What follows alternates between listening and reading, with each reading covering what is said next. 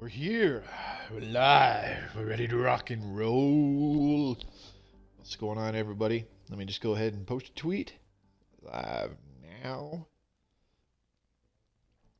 The next chapter of the Squawking Star League on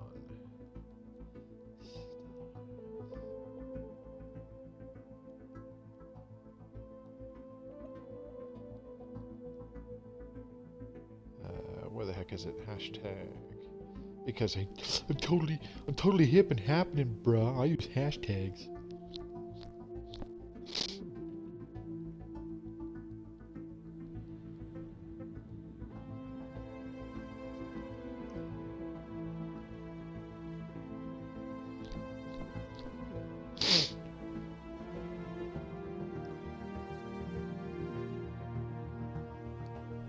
Okay, nee.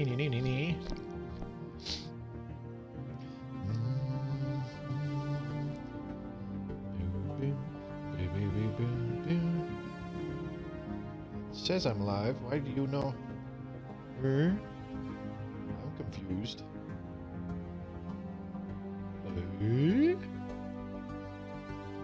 What's going on? There we go.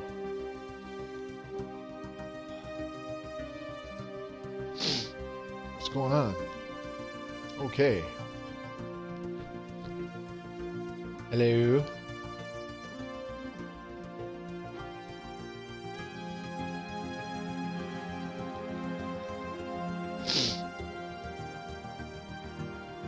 Just gonna give it a second here. Want to make sure everything's working out okay.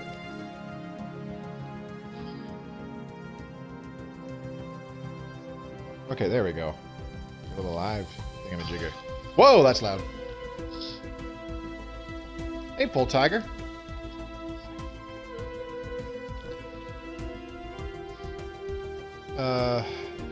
Alright. Just let me know if the volume's okay. I did lower the master volume, so I'm going to do it a little bit more, though. Actually, no, I'll leave it there. Lower the music volume. 1, 2, 3, 4, 5, 6. Visor down a little bit. Alright. Just give me a sec here to get settled in and whatnot. I just made myself a snack because I was hungry. I was debating going to like a 7-Eleven or something and blowing it on munchies for old time's sake, but I'm a little broke, so I didn't do that. And I was like, wait a minute, I can make snacks here. I got bread, I got butter, I got some jam, I got some cinnamon, I got some white sugar. I can make stuff. So I did. Sounds good to me. Okay, hopefully it sounds a little bit better with some of the adjustments in the volume. Excuse me.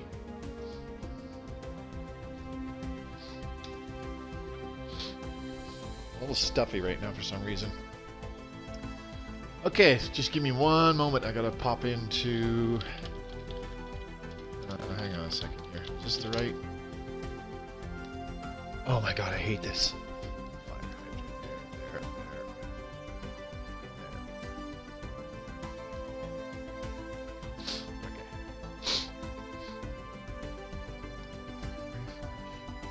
Okay, so in about 30 minutes, well, a little less than that, so more like 20-something, my phone's alarm is going to go off. It's just a reminder to pop back on the computer and do something really quick. A buddy of mine is streaming on Mixer about a different game, and I just want to put myself in the lobby, at the very least. Oh, God. This is... Excuse me.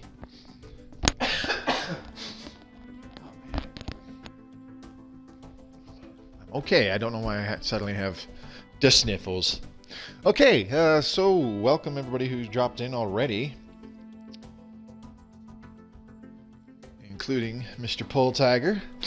So, here's what we're going to do. We are going to load game. As you can see, here's my other save game, the Zaxoan Collective. I just made them... Oh, how long ago was it? Just like a day or two ago. Because my previous save... Another previous save where I was earning achievements and stuff, I got obliterated. I I wound up provoking a fallen empire, and they came after me, and in order to surrender and make them leave me alone and not totally destroy me, I had to become their vassal. So they were my overlord for like the next, I don't know, 100 years or so, just about 100 years. And they just started going to war with everybody else in the galaxy, and they liberated a small section of another big empire. And this little small thing became their own kind of little miniature commonwealth. And I guaranteed their independence like 20 years into my vassalization. And then suddenly 80 years later, this fallen empire goes on a rampage again, and like a big one, and actually declared war on these little guys that I guaranteed their independence. So it automatically declared war on them for me too. So this fallen empire was already all over the map, beating the shit out of everybody else. So they just came in and took out like half my planets right away, which took out my big shipyards, my big defense stations and stuff like that. So I just said, screw it, this save is FUBAR. So I declared war on everybody else in the galaxy, and I got up and walked away and waited for the next hour for me to die while they destroyed all my planets. It was the opposite of awesome, but still it was fun to do. So we're going to continue with the Squawking Star League. Maybe I should make a... hang on.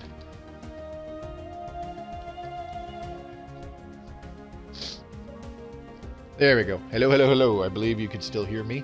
I just went ahead and made a party. I mean, there's no game chat. It's not like there's anybody else to hear me. It's just me being paranoid, I suppose. So, here we go. Chapter 3 of the Squawking Star League. Where we left off last time, Pole Tiger, I don't know if you saw my video from the previous stream, either on my Twitch or on my YouTube. But we're not in a good spot. We're completely surrounded. And I have nowhere else to go to expand, so it's not looking too good. So I'm kind of stuck maybe trying to just out-tech people, but I'm not sure that's possible. Hopefully there's some planets nearby that I can terraform.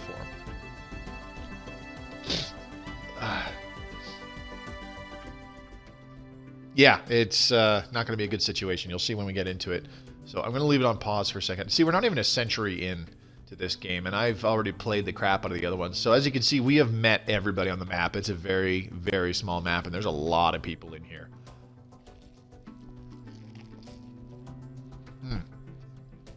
Man, that is good. Anyways,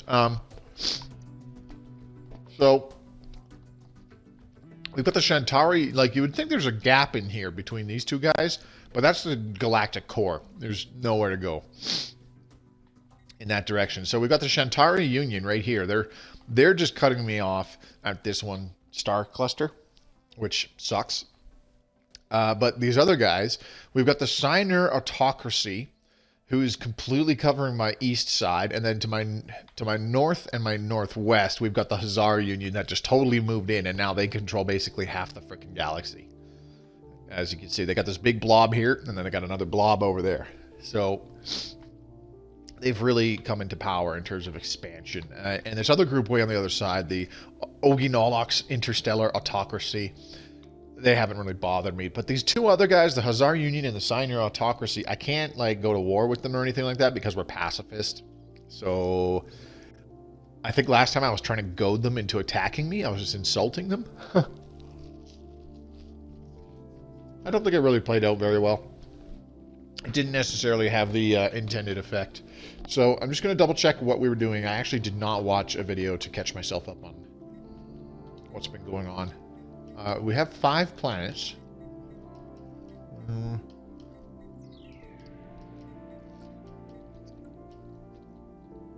Anyways, in the time since I started playing this,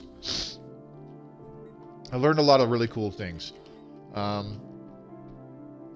If I go up here, what I want to do is go to the expansion planner, and then I can look at, excuse me, minimum habitability. I can't look lower than that. Oh, there we go. Okay, so what I can do is, in this way, is I can look at all the planets in my system with this, within my borders with this expansion planner. And I'm sure any Stellaris PC veterans that watch this right now are just like, well, duh, like, geez, you're just figuring this out now. It's like, man, come on. I've been playing this game for a week. Cut me some slack, please. Anyways, so as you can see in the modifiers section, that's actually effects on the planet. So what we have to do is click left stick to look at the planet, and then open up the planet itself. You go from this surface screen, you hit left bumper, go over to planet, and you look at the planet modifiers, and it'll tell you what that is.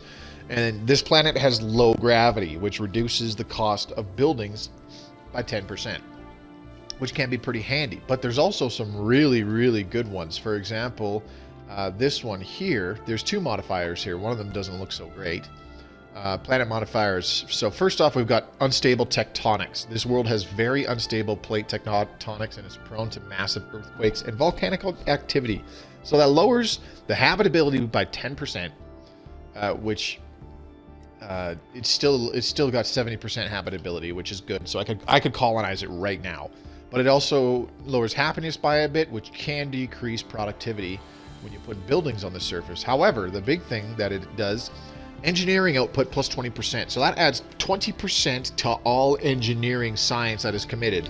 So this is actually a good candidate for setting up almost nothing but science labs, particularly engineering science labs. And all they do is just pump out engineering science, and they get that pretty decent bonus. But there's also the other modifier, Titanic life. The life forms of this planet are built on a massive scale and can be incredibly dangerous even without meaning any harm.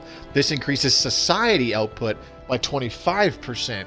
So technically, this is actually a really good candidate to colonize and do nothing but put science labs all over it, because these planet modifiers will increase the amount of science that it puts out by a fair margin. Ideally, it would be even better if only one of those modifiers was on this planet and then the other one was on a separate planet, because then you could have a whole planet dedicated to society research, and then the other one is dedicated strictly to physics research. That would be cool. And then we've got this one here. This is, I believe, oops, sorry, wrong thing. This is, I believe, an increase to physics research. Planet modifiers. Oh no, pretty close. Strong magnetic field. This planet has an abnormally high magnetic field. This will interfere with many of our instruments and computers. This increases energy credits by 5% and physics output by 5%. Again, build a bunch of power plants on this if you so wanted, as well as some science labs to increase the output of your physics research. So it's a pretty good idea to go through the expansion planner and just check out what the planets particularly do. This one here, it's got a red outline on the circle, so that tells me that it's not a good modifier in general. It's got a negative impact more than a positive one. Poor quality minerals. This reduces mineral output by 25%. This is actually something I never really realized until about 2 days ago when I was playing on one of my other save files. Is that these planets that could have their own modifiers that could greatly influence the capabilities. What's the word I'm looking for? Just the general output of what you can get. This one has increased habitability, and you get way more food. So that's an okay one to colonize if you just wanted to rapidly grow on this planet, and then you can pretty much just build whatever you wanted. It could be solid food output. Like, that's not a bad idea. Is to have a planet strictly for creating lots of food, and then you increase your food stockpile to hold like several thousand, just in case a big catastrophe happens. What's a good one though? I'm trying to find a good one. Let's see. Oh, here, maybe not that one. I'll just see if there's another one. Excuse me. Oh, here we go. This should be good. Planet modifiers. High quality minerals, plus 25% mineral output, and then the other one is plus 5% habitability, plus 10% growth speed, minus 20% governing ethics attraction. So not a big deal. The planet has pretty good growth, and it'll have good mineral output. But there's actually another one that we saw just above it, this one, with this single modifier. This has even better mineral output, 50% mineral output. So you terraform this planet since it has such low habitability. Once it's done terraforming, you colonize it, and you fill the surface with nothing but mostly mining platforms. Obviously, you'll have your planet capital, and you want to put like either 1 or 2 mineral silos down because they increase output to adjacent tiles as well. And you'll want there's something else, something about mineral production. So, all right, just a heads up: keep energy credit output low, mineral output high, and military at max capacity and strength. I'm not so sure about low energy credit output, because if something happens where it's like you need to rapidly build up your fleet, you know, or sorry, not rapidly build up your fleet, but what the hell do energy credits mostly get used for? I can't even remember. I guess it doesn't matter. Okay, I don't even have any battleships in this fleet. That is, oh, I'm building some though. Okay, I am building some. I'll admit I am kind of curious what my battle cruisers look like.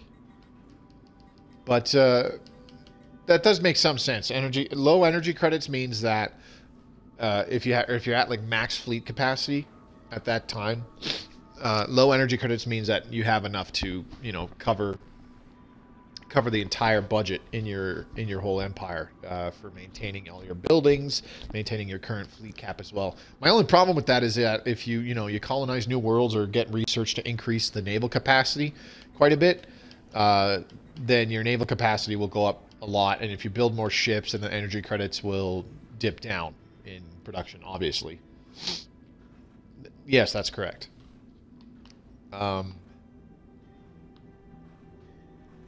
So I don't know. I just think that you'd want to keep them fairly high still, because they're also a good resource to just, you know, blatantly trade with somebody. If you have several thousand stockpiled, you could just, you know, I need to make this guy like me a little bit more. Let's just give him several thousand energy credits just for the hell of it. So it looks like I'm building up a few battleships and trying to top off on my naval capacity, I suppose. I wonder what they look like. Let's go to my ship designer. What do I have here? Okay. So this is apparently like a carrier kind of cruiser. This here is all guns. What about my destroyers? Okay, this is a point defense destroyer. And this is a gunship destroyer. And this is just a plain regular gun corvette. Okay. And my battleships... Okay, I put nothing but large guns on them. That's all I did. Okay, fair enough. Excuse me. I don't have any spinal mount weapons yet, so I would have upgraded to that if I did. It says there's unemployed citizens. Oh, this guy. What did I want to do here? I don't even know. Habitability and food is up on this planet, but I think I wanted to make some physics labs. Yeah? It looks like I did. Okay, so that's what I'm going to do. Let's build another science lab here and another science lab there. Okay, now let's unpause and speed up the time. Oop, whoops. What's going on here? Diplomatic insult. What? So who is it that rules your amusing little star nation today? What a quaint notion to vote someone into power. It will inevitably lead to your... It will inevitably lead to your collapse, of course. Well, that's just rude. He's not very nice. That's okay. We're building up our fleet. Unfortunately, our fleet isn't terribly strong. Even with all these ships, we're only at 7,000 power. Complete. And that's kind of Construction complete. Construction complete. All right, so all of our other spaceports have their synchronized defenses built, so that's good. So this spaceport here, or this spaceport on the home planet, this is essentially my shipyard. Once I get battleship construction bays, I'll put that in this slot, and then the last slot we'll get the synchronized defense to increase the defensive capabilities of this spaceport. All the other spaceports are strictly for support. That's why they have the hydroponics bays and crew quarters and that kind of stuff. Solar panels. Solar panels are nice.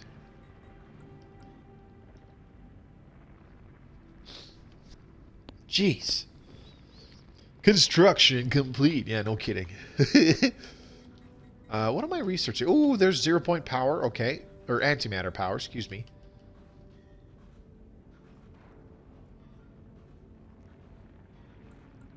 What do I have going on for power supply right now? Grade 3? Research Okay, so complete. I'm 1 away from 0-point power modules. Okay. I can clear tiles. Xeno Zoo. I don't want to bother with that. Army upkeep. Slave army. Cheaper war demands. We're going to go ahead and we're just going to do this one because it's cheap. I need some better options. Battleship assembly yards is going to take a while because I'm not really getting much progress, much help here in terms of what's it called? Accelerated engineering research. In fact, it's being repressed a little bit because I'm trying to increase my physics research. Because I want to get those improved ship powers as well as improve the shielding of the ships, so on and so forth. But you can see here we're not in a very good position. I'm gonna have to go around and just investigate certain planets that are useful for terraforming. Like this one. Where is this one? Oh, I can't even get to it. It's not even in my system. Or selecting species. It's not even in my borders, I should say. Let's take a look-see.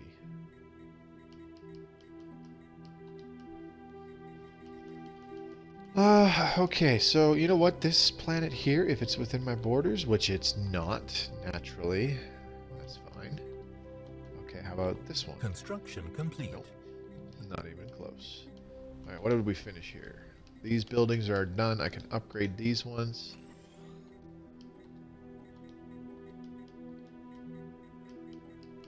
Can this be upgraded finally? Yes. Alright. Research complete. We'll just wait for the, Ooh, research complete. Antimatter power, done. Okay, so...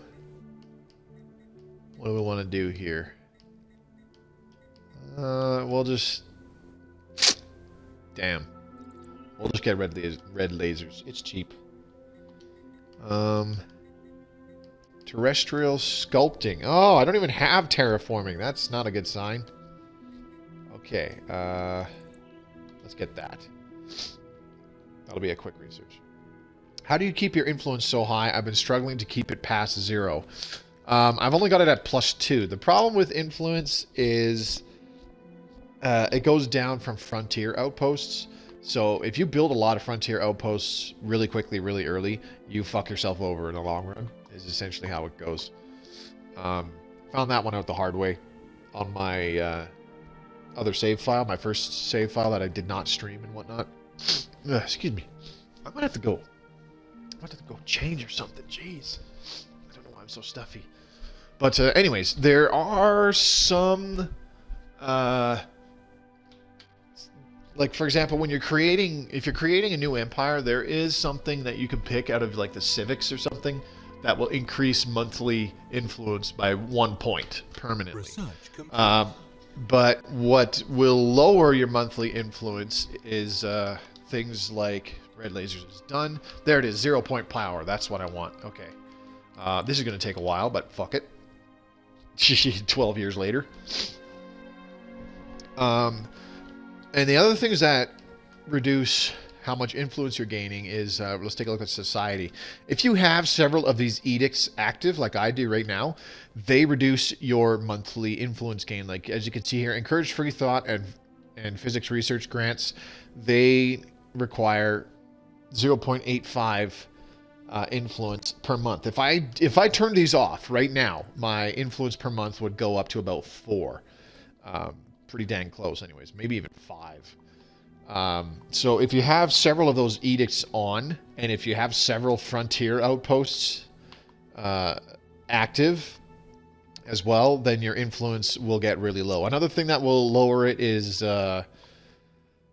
if you've been in a recent war and it didn't go so well, and you actually got humiliated, that reduces your influence gain by a lot. But you can see here, you also lose monthly influence from things like defensive pacts. You can see I'm losing 1 influence per month, as well as I'm guaranteeing somebody's independence. So I'm also losing another point of influence per month. So several diplomatic interactions with other species will also reduce your monthly influence gain.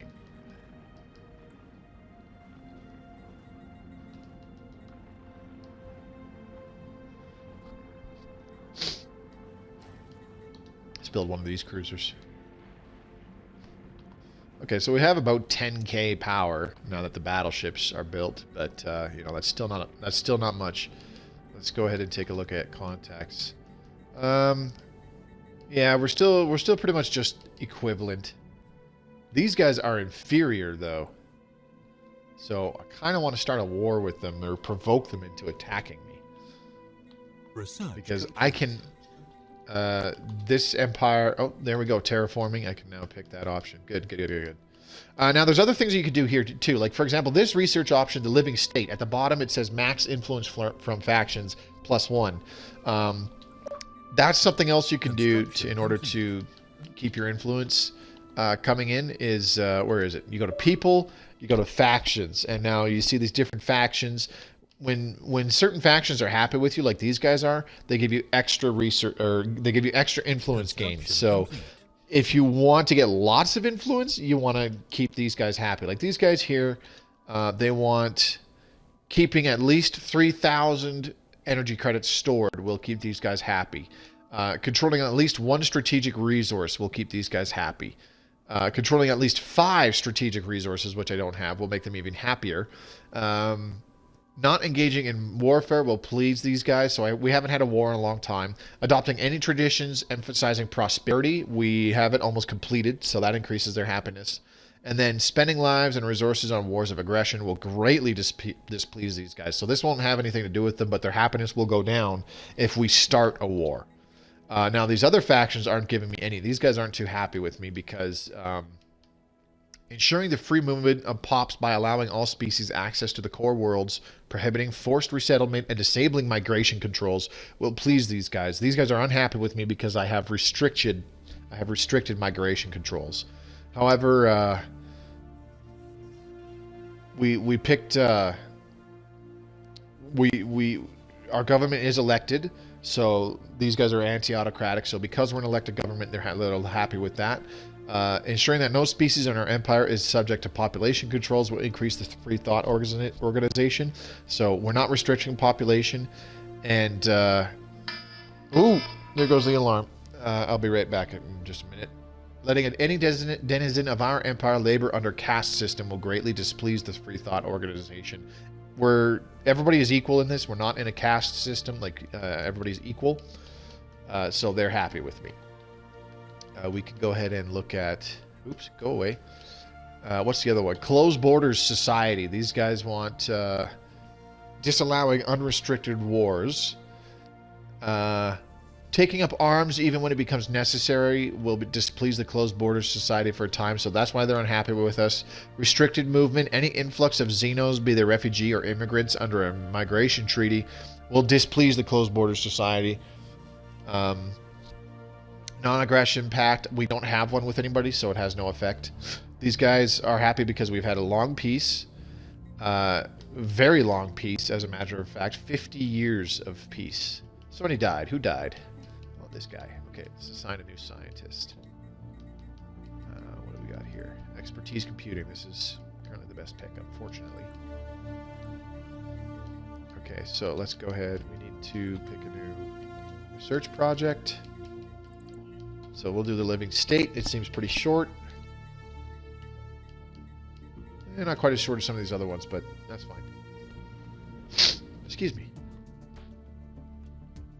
I'd rather equivalent than superior or overwhelming. Yes, I agree. Equivalent can be tricky though, because sometimes it'll still say equivalent when they're actually a little bit superior, but not by much.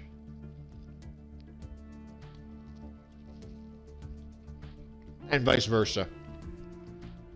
It could say they're superior when they're pretty much the same. So yeah, we're just gonna have to chill and wait.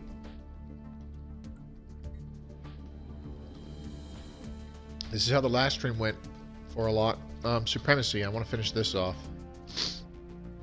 Admiral skills increased by 2. Unity output increased by 10% for neighboring rival. Yes. Do want. Okay, so let's go contacts. These guys. Because you birds are too stupid to defend yourselves. Let's demand tribute. You think the Signer autocracy owes you tribute? Yep.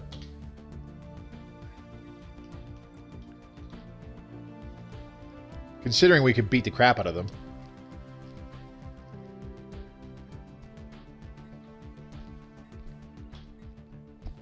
We do not tolerate extortion. You'll get nothing from us. Ooh. Alright.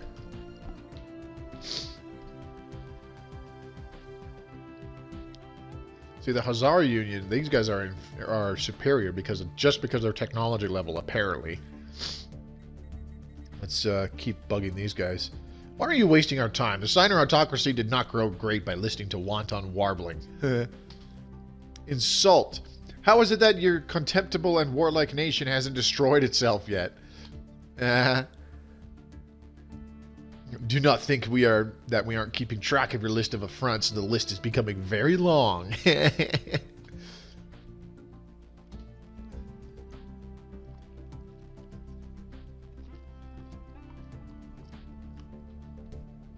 So yeah, there's not much that I can do aside from wait for research and harass people. Ooh, somebody's insulting us. Your species seems to grow more and more disgusting for each passing day, Squawker. You son of a bitch. You know what? I'm going to insult you back. Can I insult again? Yep. Behold the squawk form, glorious and bared for all to admire.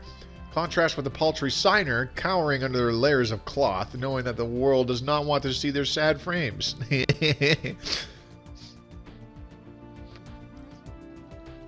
I love it. Just making them madder and madder. I'm hoping they declare war on us. I can't... Like, if I go to... Take a look at this. Sorry, it's under society. Policies. Because we're so peaceful, we can only do liberation wars or defensive wars.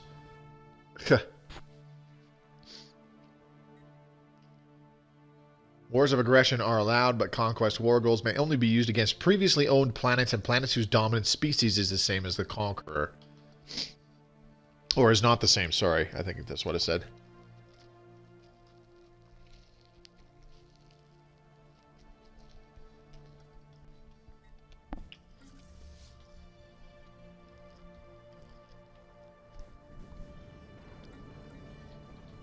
How is it we went over? Oh, because I built a cruiser. Yeah, it's 4 supply, not 3.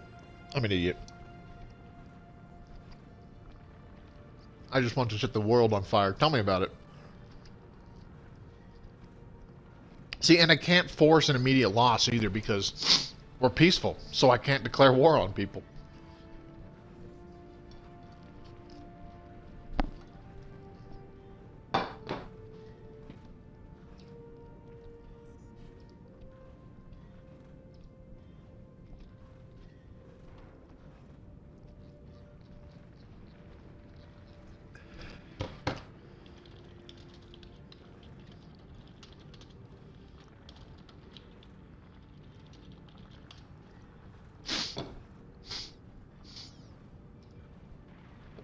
All right.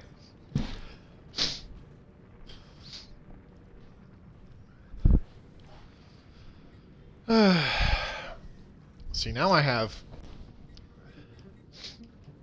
my influence and my food is just maxed. Might change that. See, I could try. Later, I'll show you. I'll go to the Signer autocracy. I can't declare war. Our war philosophy policy does not allow us to declare war. Brutal. There we go. We got the battleship shipyards. Nice. Energy weapon damage plus 15% damage. Man, this is tough. Let's get defense stations. Could use that. It's also a pretty short research time. So I'm hoping that I can get some terraforming options.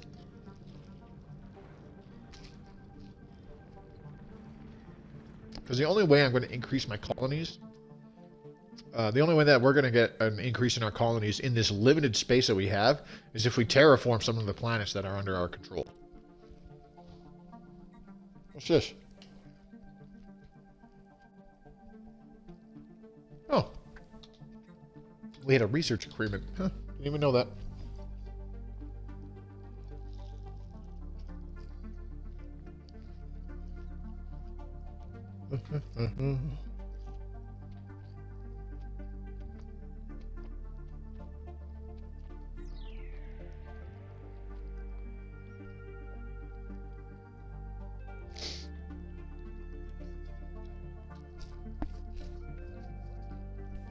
See, and part of the problem too is these two planets, these two systems here, excuse me, Hydrobius and Troidom. I can't do anything with them. Even if I could terraform this planet, which I can't. I don't know if you can see it on the stream, but their hyperlane goes to this system right here, which is in enemy territory. So that's essentially cut off from me.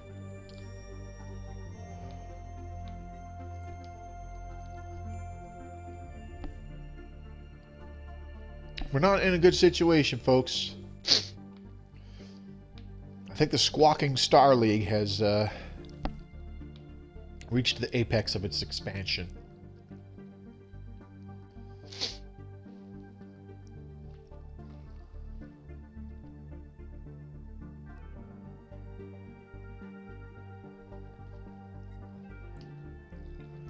There's a lot of waiting in this game. To be fair, this game is only about a century in. That's not very far. If you look in the very bottom left. Because the game, it starts at 2200 exactly. Who just died?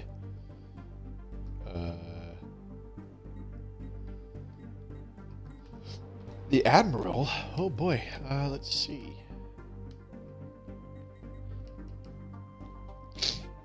Let's go with weapons range plus 10. Why not?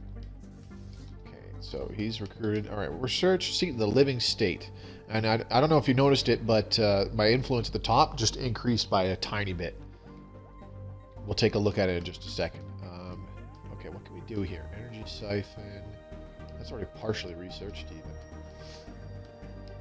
Subdermal stimulation. All right, let's get biodiversity studies because I could use some biolabs. But here, let's take a look. See, now I'm actually getting a little bit more in my monthly gain. Let's go ahead and take a look at our factions. Oops, wrong thing, people. Factions. See, now I'm getting more from this group. It was a little less than 2. Now it's a little more than 2. So if you're getting research, if you get research options like the ones that I just did, that do things like increase monthly faction influence and that kind of crap, it actually does have it go up. Not all the time, but most of the time. If you have even one faction that's a little bit happy with you and giving you influence, then it will go up just a tad.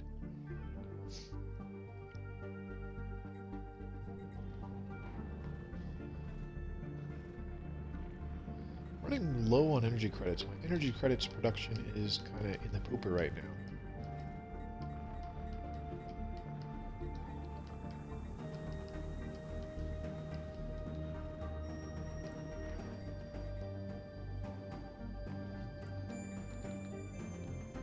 Of course, I think part of that problem is because...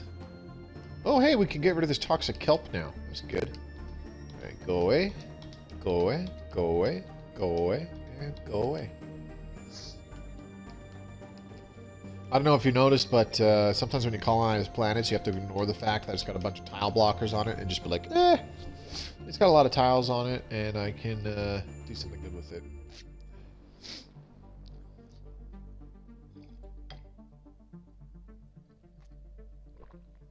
Excuse me. All right, I'm going to set this down for a second. I will be right back.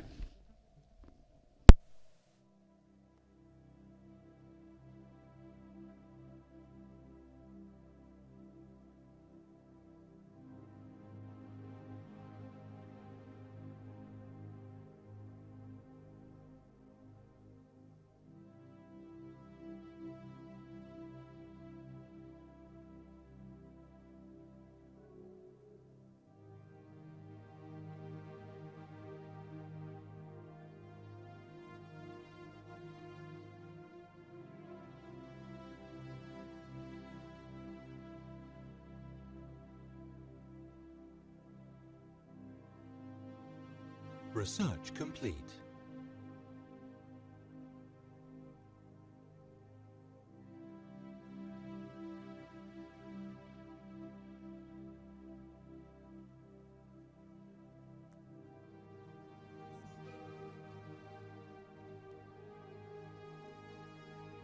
Okay, I'm back. What do we got? We research agreements. Yeah, I know about that. Okay, society research. What else? Frontier clinic. That'll be nice. Yeah, definitely want that. Gimme.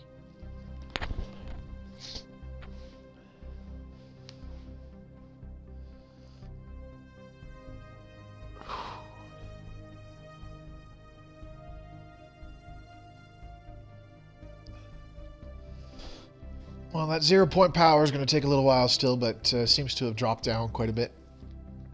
It hasn't already been 6 years since I picked that, has it? I don't think so. Oh well, maybe time goes by a lot faster in this game than I thought. Okay, we have to find a planet that can be terraformed, because we cannot expand otherwise.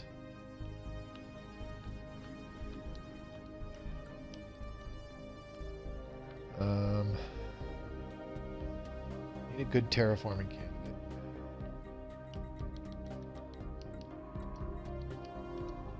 Both my science ships are over there. Oh yeah, I didn't even give them scientists because they're trapped in that. They're trapped in this system. They're stuck between the guys over here. They're stuck between the guys just up above them too. Oh, I can unlock the fortress? Really? That is so goofy. What do I want to do? Durasteel materials would be kind of nice. Let's get the engineering facility. That's a 6 month research project. See, this guy's still expanding over here. I don't like it, let me tell you. And I've got a bunch of defense stations built up, but they're just they're the super basic ones. They're just piss weak. If a fleet comes in, like even my fleet with 10,000 power, it would just wipe those out super quick. Okay, can I terraform this planet? It's not within our borders. But I vassalized those guys earlier. You'd think they would be nice enough to be like, yeah, you know what? You go ahead, terraform this planet. You know, don't really need it. Tile blocker Let's cleared. take a look at this planet. Ooh, okay. The Therian stone. That'd be handy. That'd actually look pretty handy. Let's see. Find Tundra World. See, I can terraform this planet, but I need Gaia creation. No, I don't need that. I need atmospheric manipulation in order to be able to turn it into whatever planet I want. And I believe, let me check here. We are tropical preference. Okay, so yeah. So I could terraform this planet and turn it from an Arctic world into either an alpine or a tundra world, which is also a frozen kind of world. But in order to turn it into a tropical world where I could actually colonize it, I need this atmospheric manipulation, which is under society research. So I'm hoping it'll pop up. Apart from that, I do not think there are any other planets that can be terraformed. Okay, and Frontier Hospital. Frontier Hospital or atmospheric filtering? Those are both good picks. Let's do atmospheric filtering. This increases habitability a little bit, which is always good.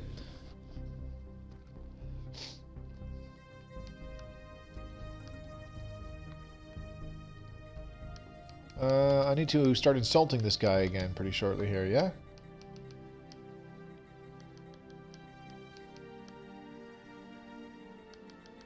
Oh, also, if you have neighboring empires, making them your rival actually increases your monthly influence gain.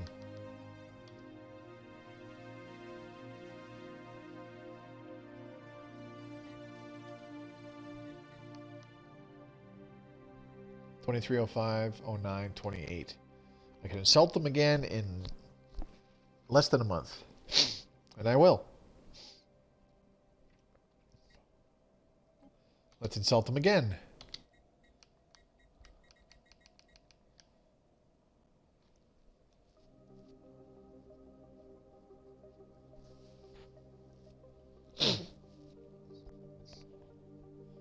Research complete. And let's insult them again. Your sickening species is definite proof that the universe has a sense of humor, Signer.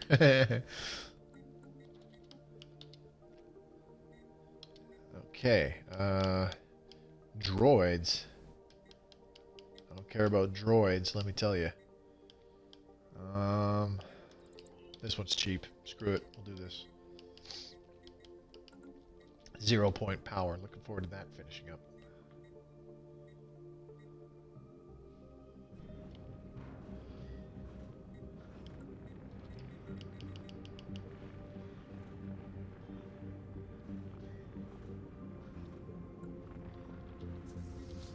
Can I disband an individual ship?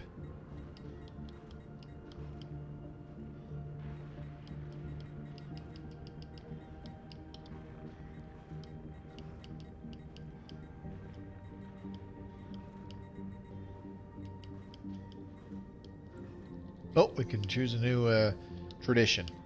So we can finish off supremacy. This will increase our ship's fire rate by 15% across the board. Very good, very nice. Admiral skills increased by 2. There we go.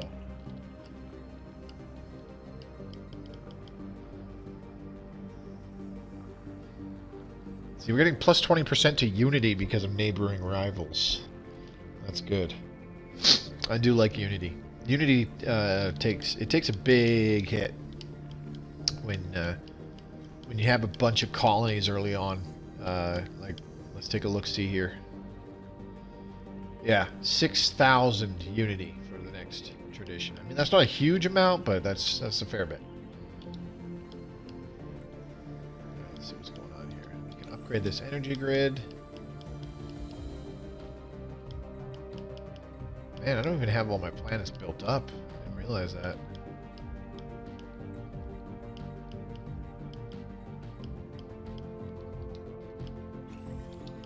Upgrade the mining network. And the hydroponics farm.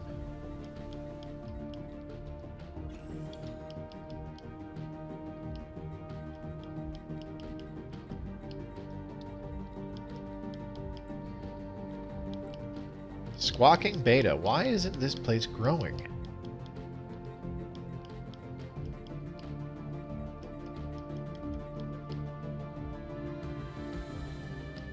So I'm going to use some unity to try and get some people to move there.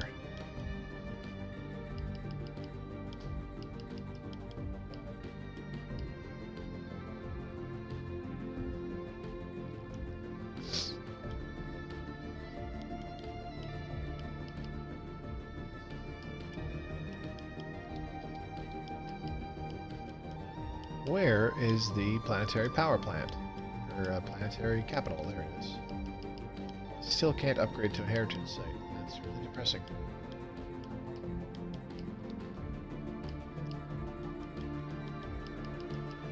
Let's get a frontier clinic. Need one. Construction complete. There we go. Move this guy here. So the frontier clinic is really nice. It gives you a little bit of society research, and it also increases the growth on the planet by 10%, which I really need right now.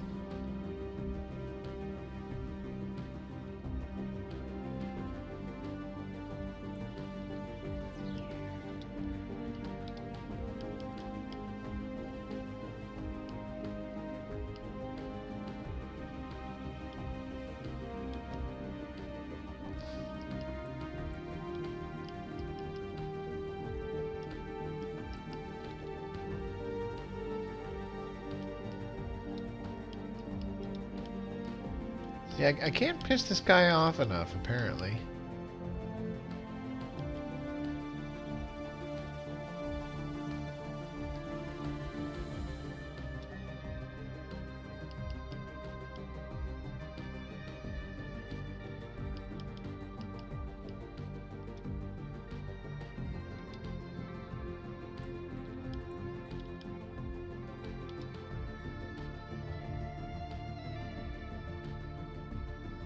I didn't think that was going to go very well. Sorry, I just asked them to be become our vassal. They didn't take it too well.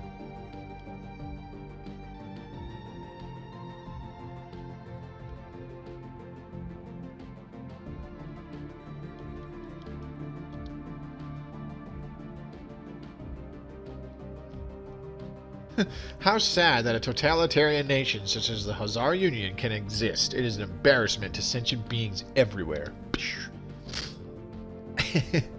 Impertinent scum! You will come to regret this! Sure, sure.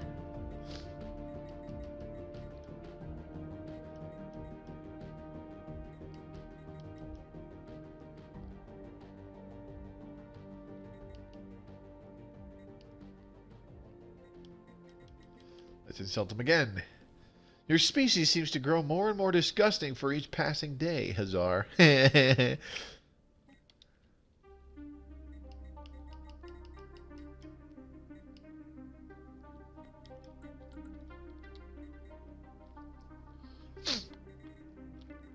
Okay, our naval capacity went up just a tad. Research complete. Research complete. Oh, very good. Very nice. Alright, what do we want? Oh, man. Let's get afterburners.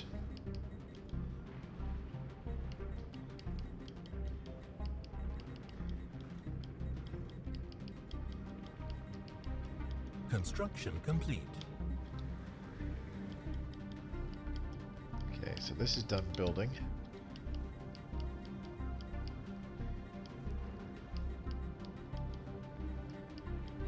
Construction complete. Great, this finished up too. Very good.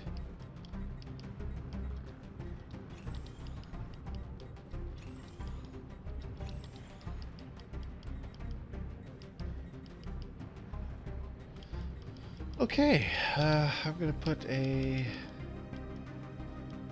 Do I have an energy grid on this planet already?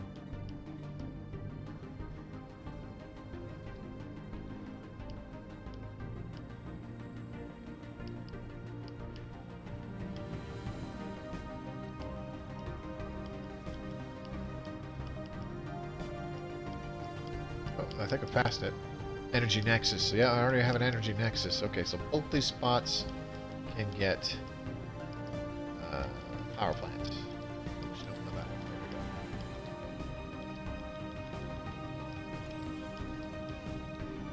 we go. This spot.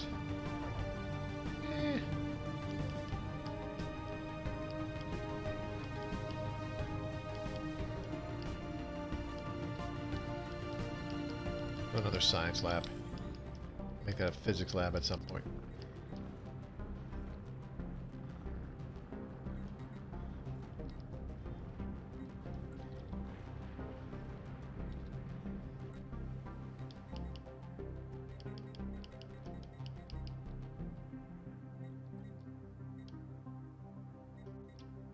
Construction Make this a complete. hydroponics farm. I can use just a tad more.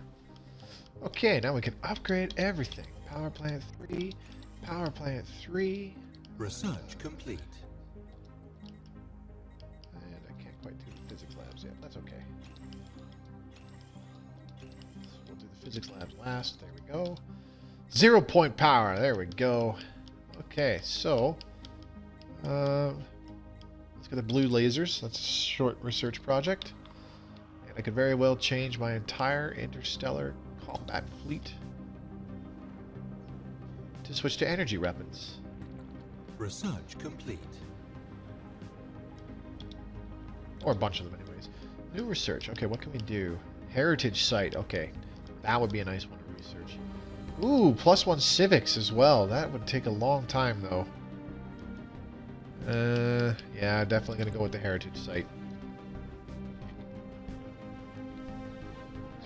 Excuse me.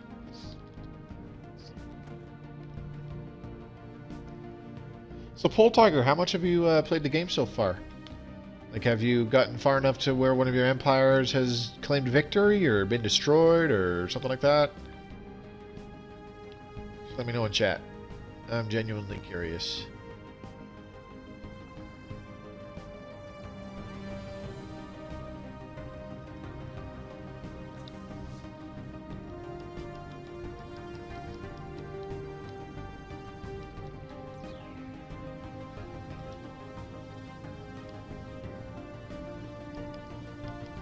Construction complete.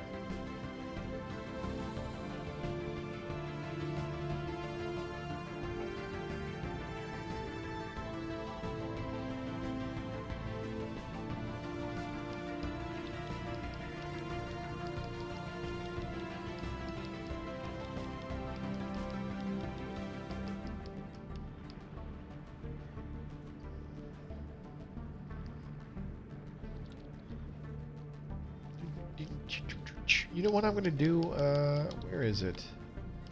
Policies.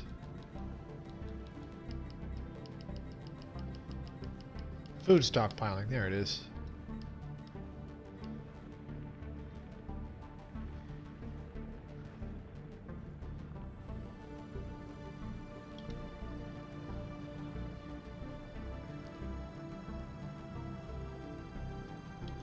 There we go. Okay. Complete. I'm going to start stockpiling food because I keep trying to encourage these guys to go to war with me, so Complete. I might need a stockpile of food for if they come in and start smoking the crap out of my stuff. Ooh, shields. Shields or UV lasers? This is a toughie. Let's go with UV lasers.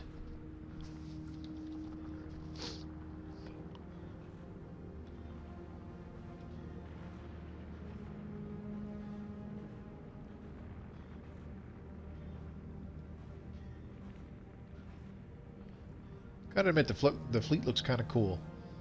Although this is the second time I've used avian ships, so I'm kind of tired of looking at avian ships. I want to see some of the other designs.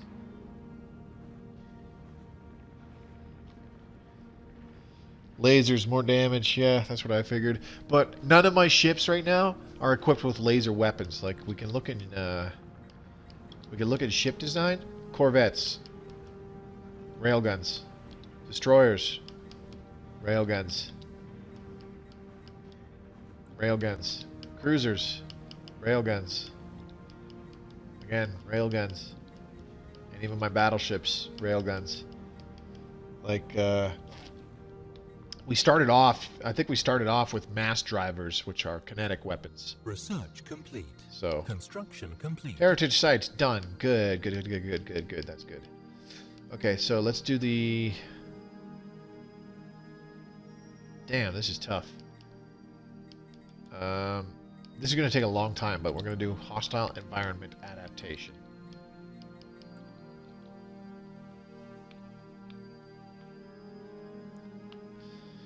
Alright, what's going on? Let's go check our contacts. Oh, their opinion of us is increasing. Admiral gains trait. Oh, good.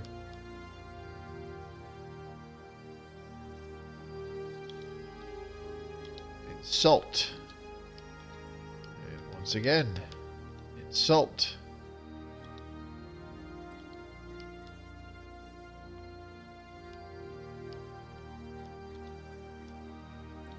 I am rivals with both of them, too.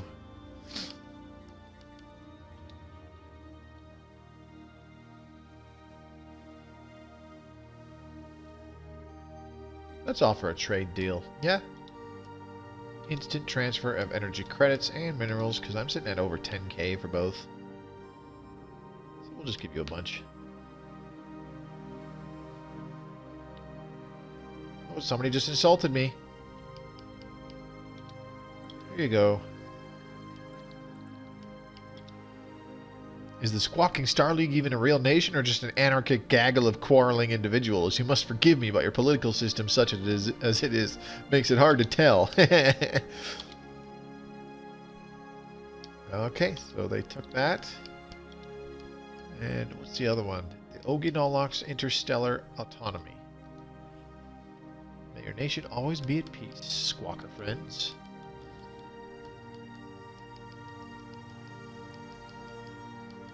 So we have a non-aggression pact and a guaranteed their independence. Interesting.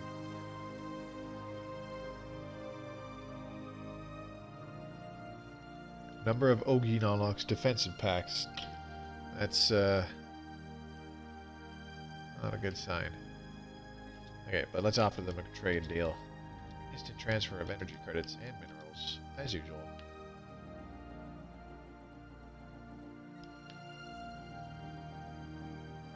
Not as many minerals this time. Oops. More than 0, though. Like, geez. There we go. That'll work. Done.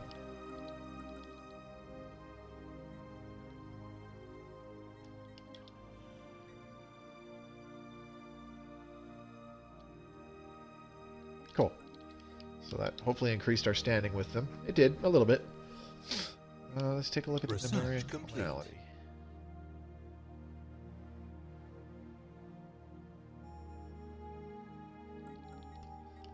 Research complete. Afterburners is done. Synchronized firing patterns. Military station damage plus 10%. Construction that does sound nice, but that is an expensive research option. Let's go with nuclear missiles.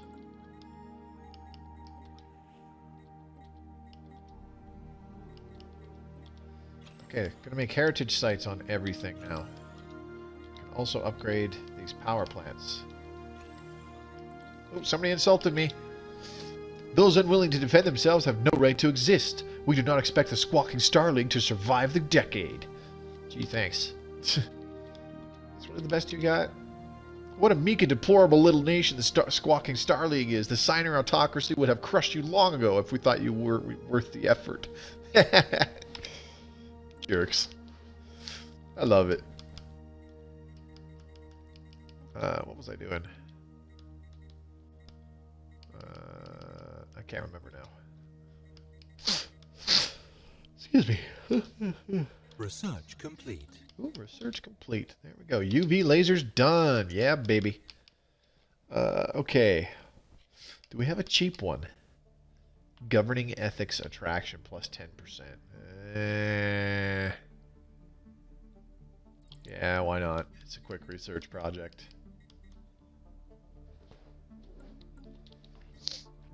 We're getting there. Don't you worry, Amagathora 3. One day you will be mine. As soon as I get this atmospheric manipulation. Wherever the hell that is. Dangerous wildlife. Massive glacier.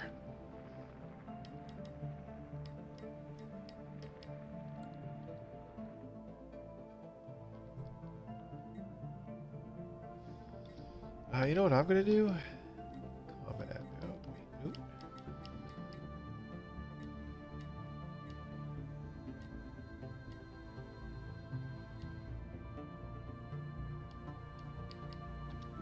Capacity overload and production targets. Everywhere. Construction complete. Oops. Ah, screwed that up. Oh, now I'm out of influence. Good. Construction complete. Okay. Heritage site here. Upgrade that mining network. And down here we want another heritage site.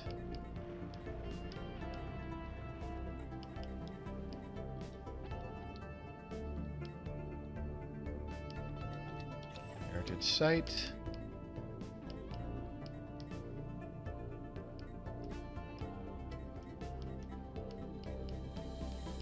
Okay, I got buildings all over there, so This is going to be a...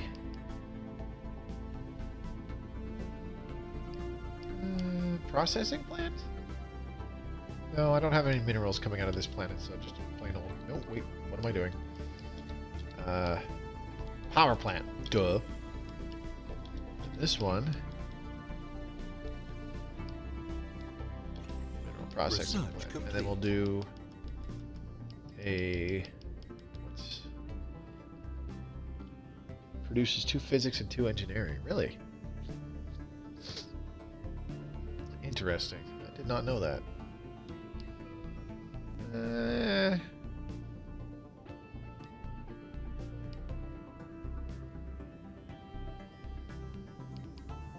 just leave it. Do a science lab. Basic science lab. And then next planet. This place needs some buildings. I know that. Heritage site. These 2 spots need buildings. Incoming transmission. And this spot needs buildings, so we'll go science lab here. What do we got? Research agreements? Yeah, sure. Okay, now I'm going to research stuff from the diplomacy tech tree. Oh, my controller batteries are running low. Not cool.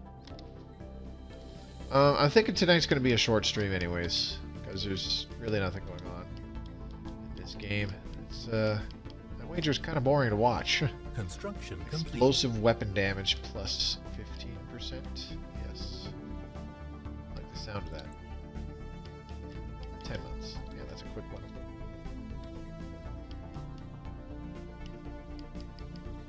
Buildings all around. Okay.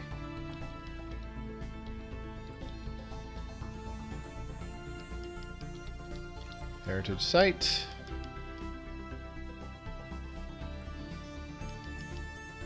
Now this was the one where I'm missing buildings, so let's go with a physics lab. Power plant upgrade.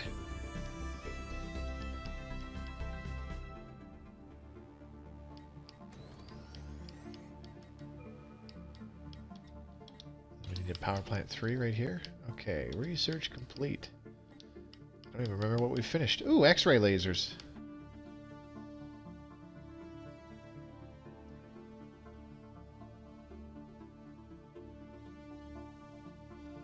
Huh. You know, I think I'm just going to say screw it, go for the X-ray lasers. Not the best idea, but this is actually getting pretty close to the particle lances. I know they're not far off.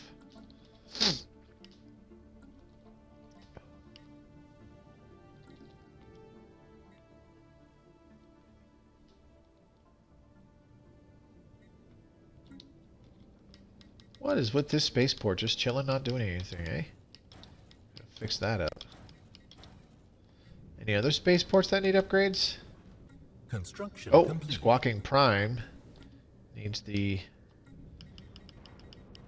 battleship spaceport. There we go. Battleship assembly yards and synchronized defense. Okay, looks like we're done building on Omicron, so Squawking Beta again.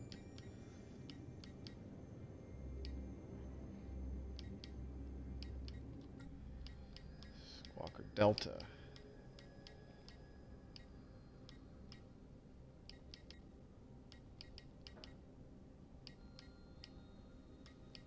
I'm going to build a hydroponics farm here because it's nothing but food, so we'll go with that. And here we'll do a mining network.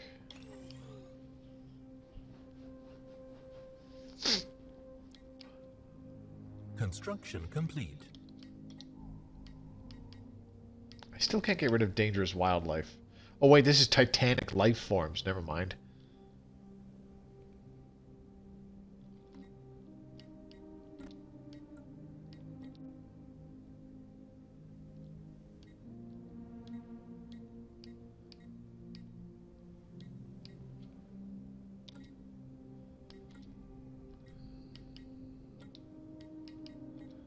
Construction complete.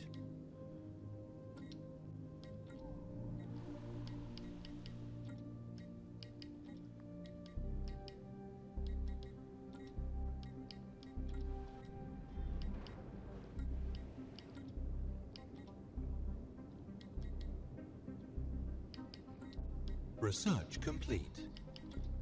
I'm just recruiting random leaders.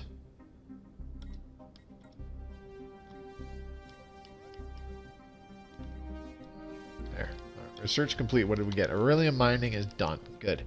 Autocannons. Incoming transmission. Yeah, let's start going towards autocannons. Why not? What do we got here? They want to give us minerals and do another research agreement. Yeah, we'll agree to that. Sure.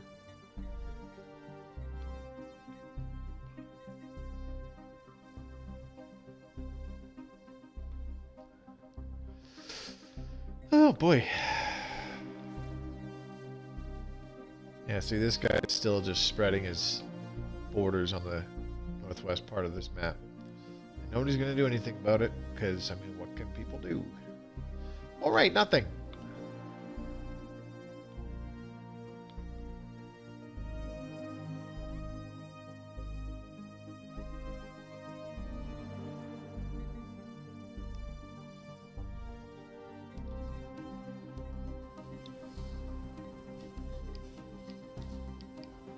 I can't terraform that because it's not in my borders. Son of a biatch.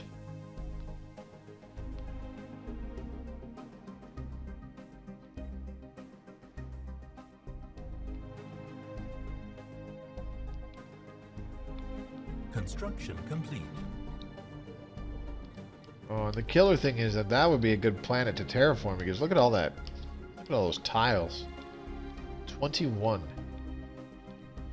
How about this one? Eh, not so much. Low gravity, building cost minus 10%. See? More planets is more planets.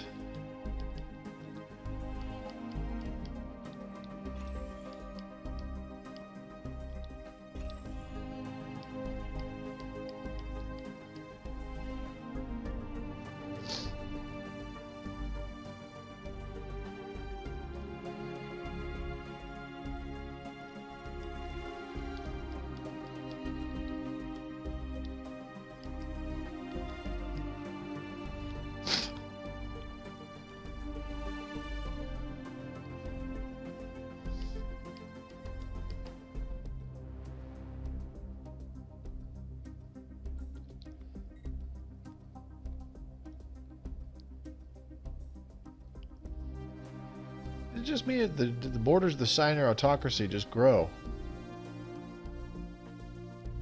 I'm pretty sure they did. Construction complete. Alright, that's done, finally. Alright, so you're getting a solar panel network. Construction complete. Observatory. Ooh. Cool. Hydroponics farms. Crew quarters. What else do we have? Engineering bay. Synchronized defense.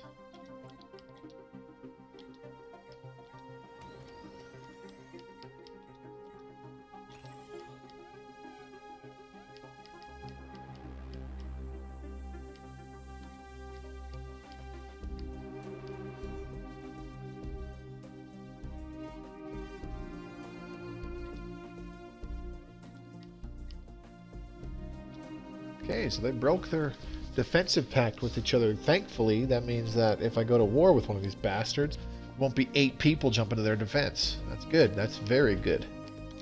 So let's just go ahead and insult these guys again. I will never understand how it is that creatures such as you came to be, chicken, let alone make it into space.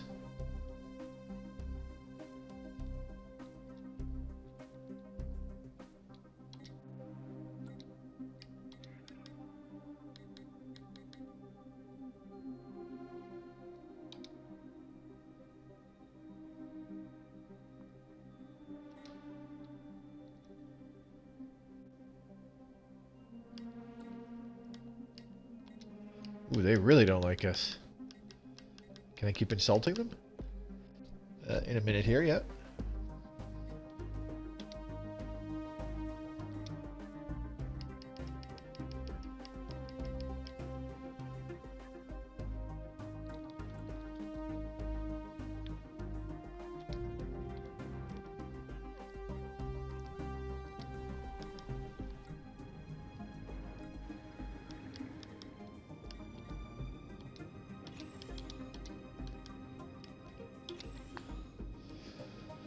So I'm going to go into ship design, and we're actually going to design a couple new ships using our energy weapons.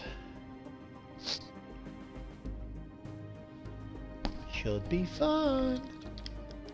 Okay, I want to make a couple new battleships. Excuse me, utilizing lasers.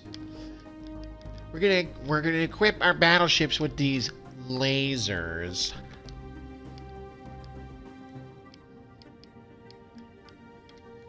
So let's give it. Ooh, what should we do?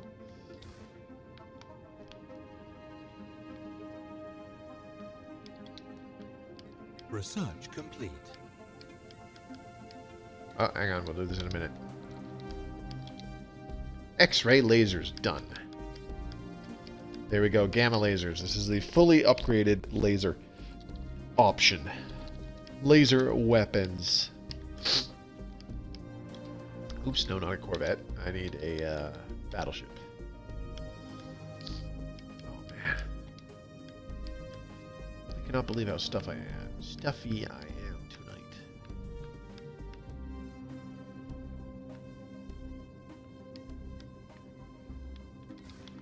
So we're actually going to do hangar bow. Here we'll do a hangar core.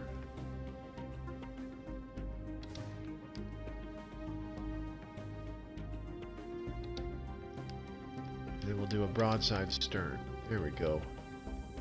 Oh, that's kind of cool. I mean, I could do a carrier core. That gives us more strike craft hangars. But I like the idea of having more laser weapons mounted. Oh, that looks pretty sweet. I like that. We're gonna go with that. Construction complete. Okay, so hangar bow. So we're gonna put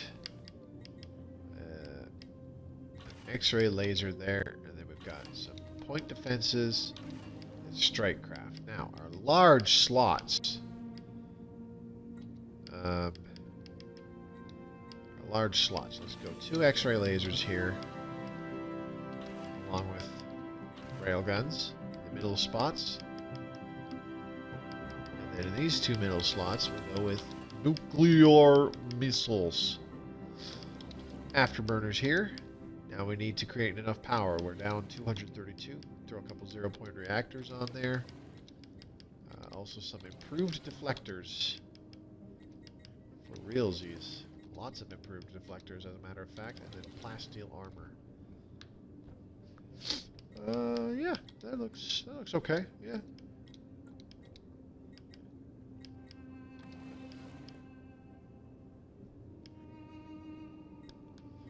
I like it. I think the ship looks kind of cool. You know what? I'm gonna change this though. Let's make them all lasers because fuck it.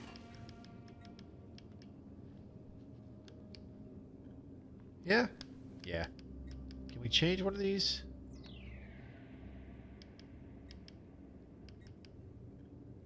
I think so. Change this one to armor. Actually, no. Let's keep it that, because as I improve the deflector shields and things like the lasers, it's going to draw more power, so... There we go. That is the... Here we go. There's the Gorkdanis class battleship, which is nothing but 6 large railguns. Then we got this guy here, the Soetimus class battleship, which has 1 wing of strike craft and a whole blistering array of lasers with some point defenses.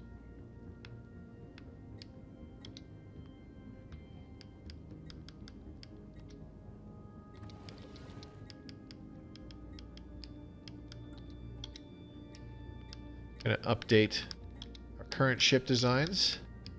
Research complete. Because not all of them have afterburners.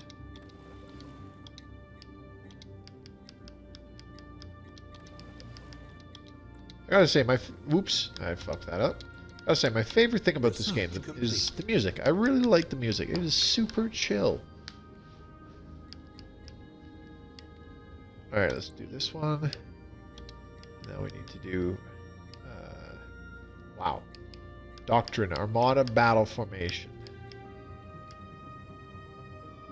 Xeno Zoo. Do this one. That's going to take a while. Okay, back to ship design. So here's our cruisers. I need to make sure they all have afterburners.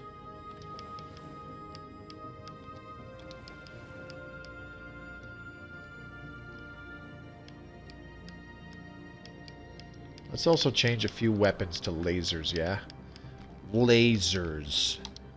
So this will be X-ray laser, X-ray laser, X-ray laser. Save that. Now how about the other cruiser design?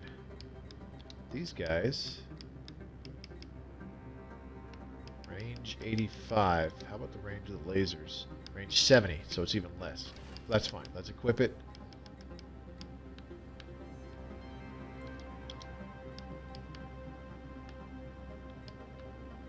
Destroyers.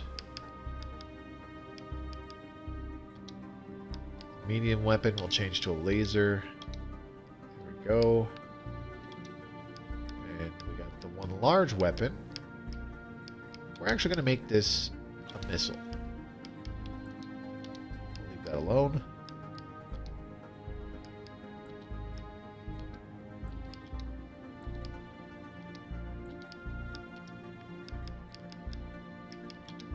These guys get a single laser on the very front. Make sure they get afterburners.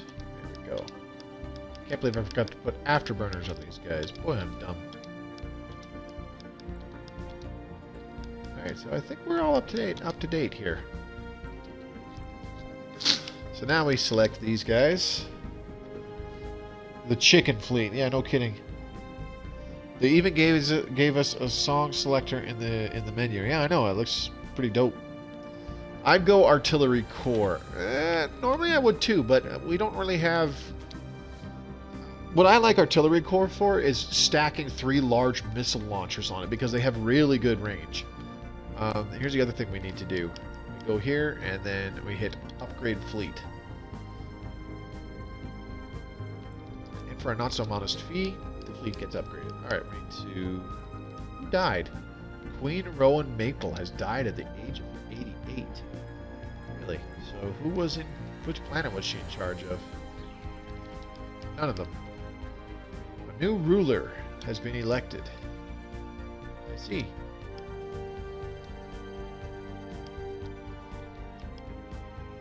Ongoing research lacks scientist. Need to recruit a new scientist. Let's take a look-see here. Expertise rocketry. That's a good sign. Take him. There we go. Okay, so now that these guys are actually being upgraded with up-to-date fleet schematics as well, we're going to build a few of those... Whoops, wrong thing. We're going to build a few of those battleships that we just... Oh, wow, 400 days to upgrade that fleet. Damn. We're going to build a few of those new battleships that we just made. I'm pretty sure it was the Sotimus class, yes. The Gordanus class. Why does the Gordanus class have so much more damage? Oh yeah, because it's just 6 big guns.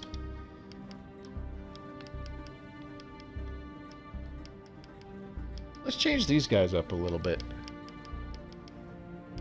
Artillery bow, let's leave it that. Okay, we're going to do artillery core is going to be 3 big lasers. And then the stern, oops, no, not an autocannon. We're going to do a missile launcher. I don't really have enough missile launchers in the ship designs, I don't think. So I'm going to change this guy to some missile launchers as well. And then you can have some kinetic weapons. Give you a single railgun in the front. Actually, let's put on an autocannon. Yeah? Nah. Leave it a railgun. I'll have to upgrade the damn fleet again after we change some of this crap. But that's okay. I think for the most part I'm happy with it. This guy has a mix, an exact mix of lasers and whatnot. Okay, this guy actually has missiles. Good. These guys have just lasers and railguns. not a lot of missiles, but you know what? I don't really care. We'll just have to deal with it. Man. I can't believe how long it's... 69 ships, that's why. Holy crap. It's because it's upgraded like the whole fleet since we changed all their designs. Alright, speaking of which, we're going to go into Ship Designer again. Let's make a... Well, let me know in chat. What's another kind of ship you guys want to make? We got corvettes, destroyers, cruisers, and battleships, of course. So just let me know if there's another thing you would like to see made in our little fleet, and I could definitely add it to it once we make some more ships, or once we rebuild this fleet. Because I'm gonna mostly just stack up this current fleet with some more battleships once they're ready to go. So just let me know in the chat what you think we should also build. Active sensor link. Pushing hard for friendly relations for alien species. Eat dick. I'm gonna be an asshole to these guys. Okay, diplomacy. So here we go. Now we can form a federation. Hell yeah. Okay, so you want to make a battleship. What kind of battleship? So we've got the broadside bow, which has multiple weapons on it, as you can see. 2 small, 1 medium, 1 large. So that's for going for like multiple weapons to track multiple targets. The artillery bow simply has 2 large weapon slots for big guns. Medical ships, you can't do medical ships. And then the hangar bow has only 1 weapon on it, but it's got 2 little point defense and a hangar on it. And that's good for actually combining with, for example, the carrier core, which has 2 more strike craft hangars on it, as well as lots of point defense. So it's more strike craft oriented. It's a lot more defensive oriented, I think. You could also just do a regular hangar core to give it another strike craft wing and multiple guns. Of course, there's also a broadside core, which has 2 medium, 2 large weapon slots, or artillery core, which has 3 large weapon slots. So that's for putting like 3 big long-range weapons on. And then on the rear, we've got artillery stern and broadside stern, either 1 large or 2 medium weapons, and that's all we've got. So just let me know what you think you would like to see in the chat, and we could totally design a ship here. I'm just going to go ahead now that these are all. I had to reselect them because I think we changed the designs a little bit while these guys were getting upgraded. 18 ships will be upgraded. Okay, so how long is this going to take? No time at all. So I'm going to go ahead and build some Sotimus class battleships. 72, 80, and we'll have to leave it at that. Broadside bow and artillery core. Okay, we can do that. So new design and go to battleship. So broadside bow, which we actually don't have on any of our battleships just yet, and then artillery core for 3 large weapon slots. And then how do you want it to look on the back? Do you want artillery stern, which just has the one big gun, or do you want broadside stern, which has 2 mediums? I think the broadside actually looks a little cooler, but that's just my opinion. So, okay, in these extra slots, I'm going to put in some afterburners. What should we put in for weapons? So on the front, we've got 1 large, 1 medium, and 2 small weapon slots. And then in the middle, we've got 3 large, and on the back, we've got 1 large. Okay, broadside stern. I kind of agree.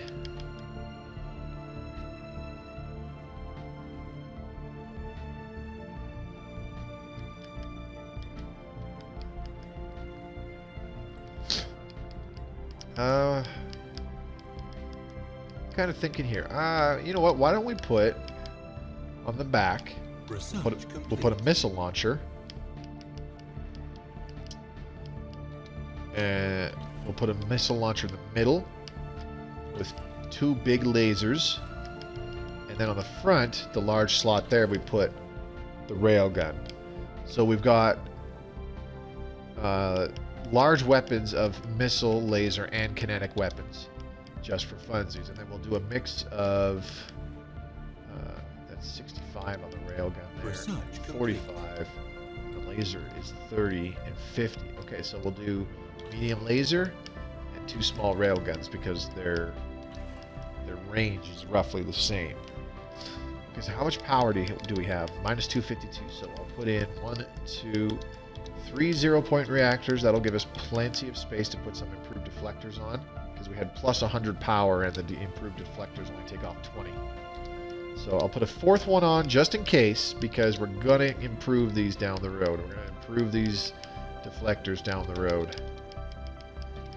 And here's how we'll do it. Okay, so power plant, power plant, power plant, power plant. Okay, and then we'll do 1. Oops, no, not a power plant. Sorry. 1, 2, 3. Construction complete. 4 shield generators and 2 pieces of armor. Armor largely gets torn through by a lot of weapons. Small should be railguns, large should be missiles, medium should be laser. That's largely how we have it, but I'll change it so that we've got all large missiles. There we go.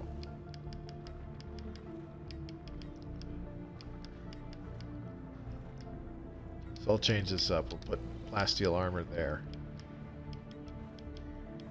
And of course, as things like the afterburners get improved, as well as other components to put in these bonus slots, and as the weapons get improved, not the lasers, because we've got the maximum,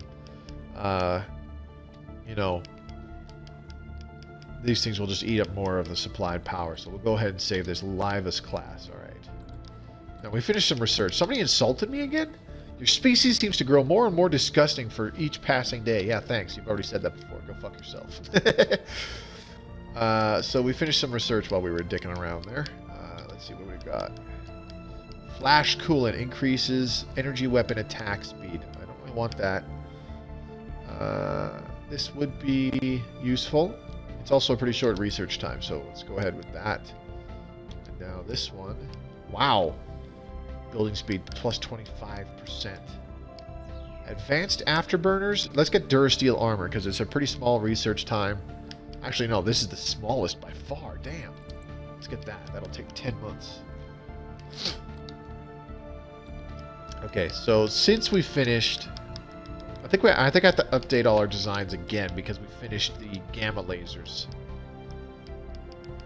Yeah, see, the gamma lasers, it updated all of these. Updated.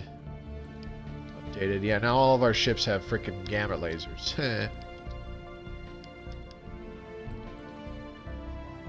Okay, so let's select these guys. Come on, select. There we go.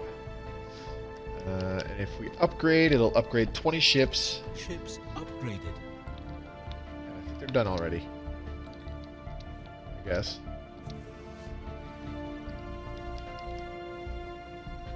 See, the problem is I think it's kind of bugged. I can keep... Ships upgraded. Ships upgraded. It supposedly keeps upgrading them, but like we haven't changed the designs at all, so it doesn't do anything but eat up my minerals.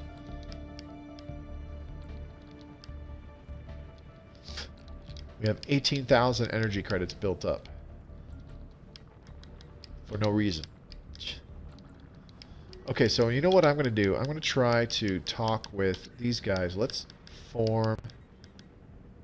Recipient must be independent.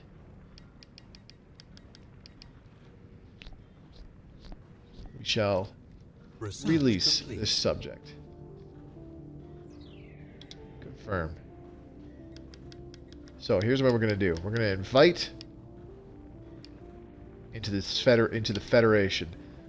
Let us discuss this in earnest then. It will cost 1 influence each month. Transmission. What just happened? Independence guaranteed. They just declared... What? Okay, non-aggression pact. That's good. Incoming transmission. Protectorate request. Will the Squawking Star League protect us? Yes. Definitely. Well, that just threw a wrench in plans, didn't it? Ooh, sentient AI. That is a good research to pick. A permanent plus 10% increase to research speed. But we do have the shields upgrade right there. Let's go with sentient AI. That'll actually finish pretty quick. 18 months? That's not bad. So, let's see. What can we do? Let's go with Ripper cannons. Who's insulting me now? Even for a loathsome Xeno, your species is particularly vile, buzzard. Not liking you very much, Pally. I'm gonna insult you right back. I can taste your stink, vile shroom. Every time I do, I fear that I've somehow been infected by it. Why are you wasting our time? The Signer autocracy did not grow great by listening to wanton hooting. You will forgive me if I dim my display, Signer. I simply cannot stand to look at your nauseating performance. This is too fun. Okay, see, I can't... Alright, release subject. Incoming transmission. Why can't I invite them to the Federation?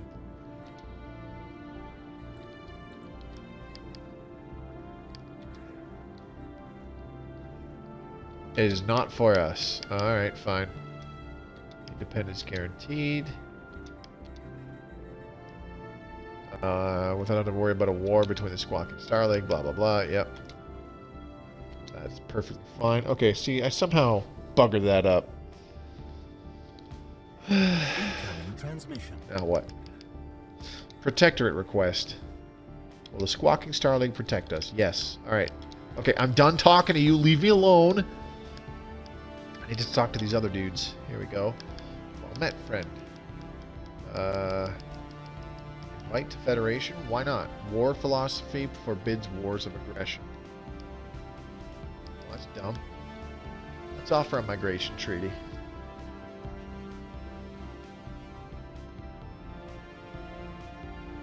Yes.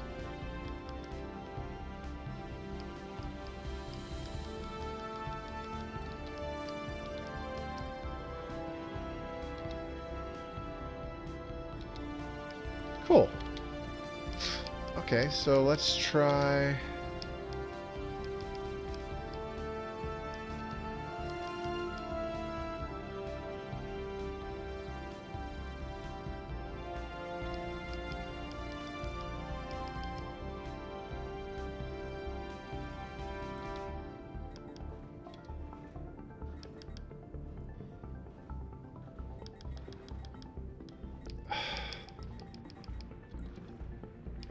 Alright, I'm gonna have to try and just give them shit. And hopefully they'll like me more. Let's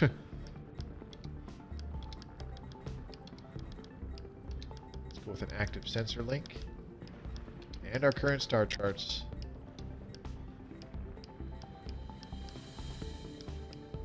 How about some food too, yeah? Just a little bit, not much.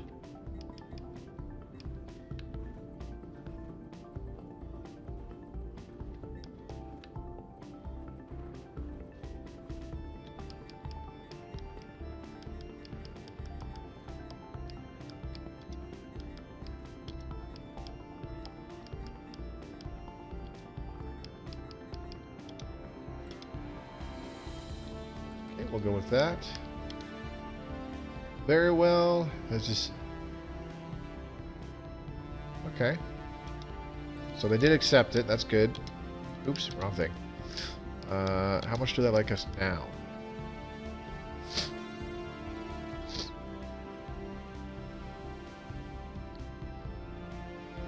Why don't they like us all that much? Border friction.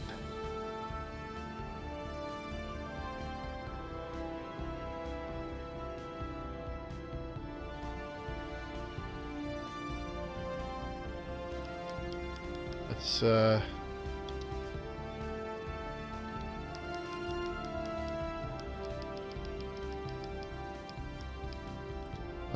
leave it at that. Alright. Let's try these other guys.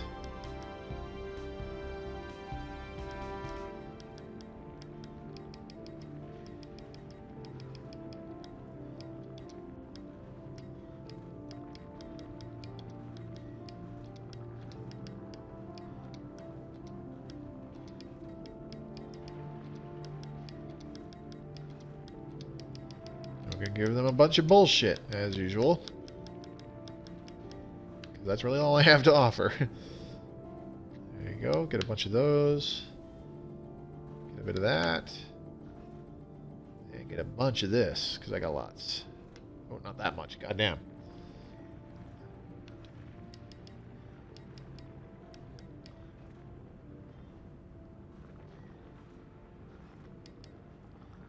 Alright, there we go. Whoops. Don't cancel that. Did I do star charts and active sensor link? Yes, I did. Okay, good. There.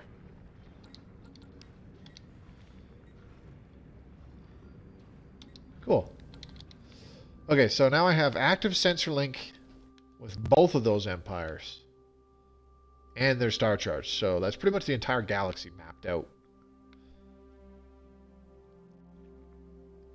With the Hazar Union, not so much. They're a little Signer Interplanetary Combine. They changed their name. Interesting. Shantari Citizen Union.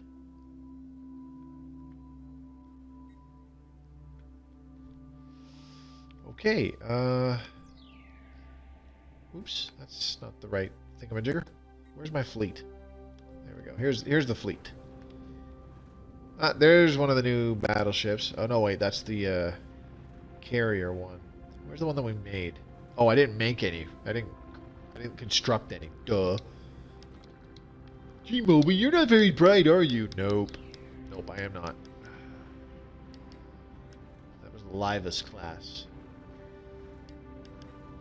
Still, the Gordanis has the most damage potential because it's just got those 3 guns on it. That's it.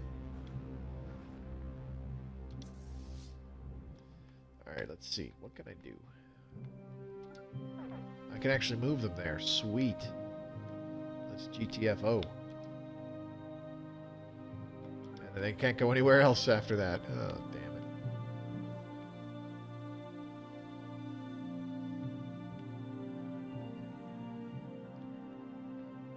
Seriously, I'm stuck. This is so silly.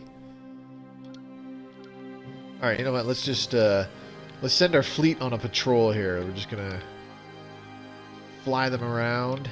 Research complete. Ooh, research complete. Better go find out what it is. We're just gonna fly them around. Go check out the borders. Make sure everything's under control. Nobody's threatening us. Yeah, finish up back at the home system. There you go. What did we get? Sentient AI. Yes, permanent research speed increase. That's always nice. Okay, interlinked support systems. This will upgrade the point defense. Okay, diplomacy.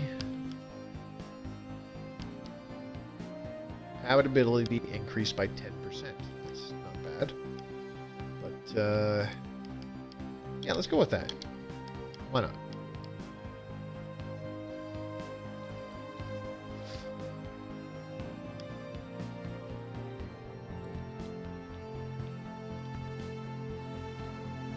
Probably going to end the stream here in about 15 minutes just because there's not much going on. This has been a really boring stream compared to previously, I'm sure. No action going on. I can't seem to goad these guys into getting into a freaking war with me. It might be because of all the defensive packs we've got going on. I don't know.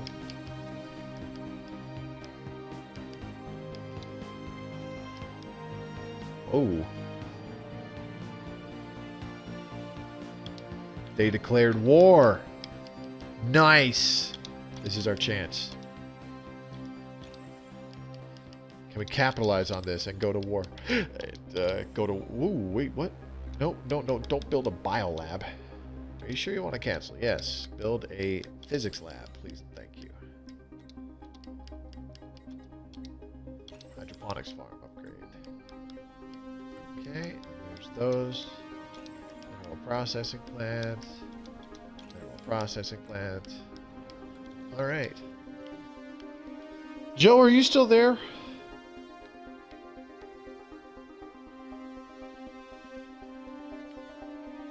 Anyways, if you are, I'm just going to say I'm actually quite surprised you haven't straight up bought this game by now. Construction complete. It's really fun. And I think it's right up your alley. Contacts. Let's go Shantari Citizen Union.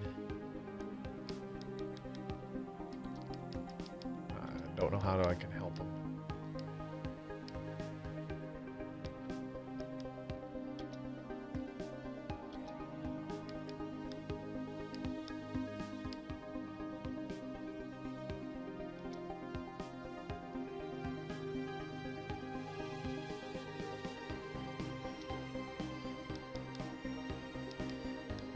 Construction complete. Construction complete.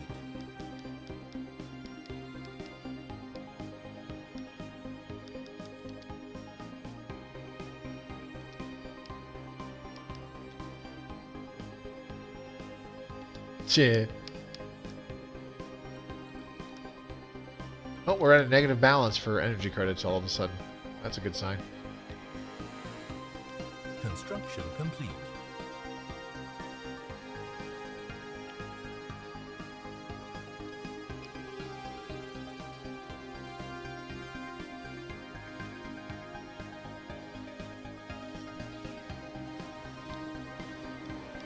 So now this place is just colonizable now.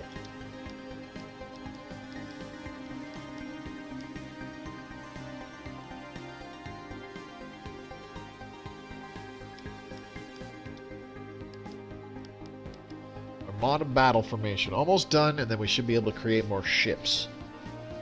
Add them to the fleet. So how did their patrol go? It was very short-lived. Clearly it was uneventful.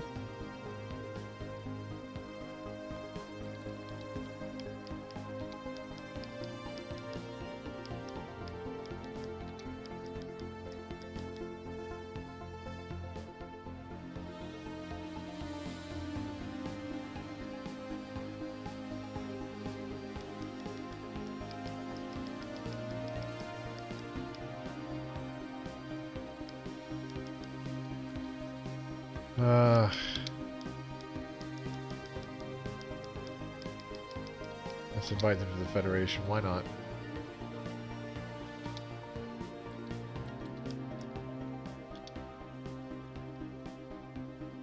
Of course you decided it's not for you. That's fine.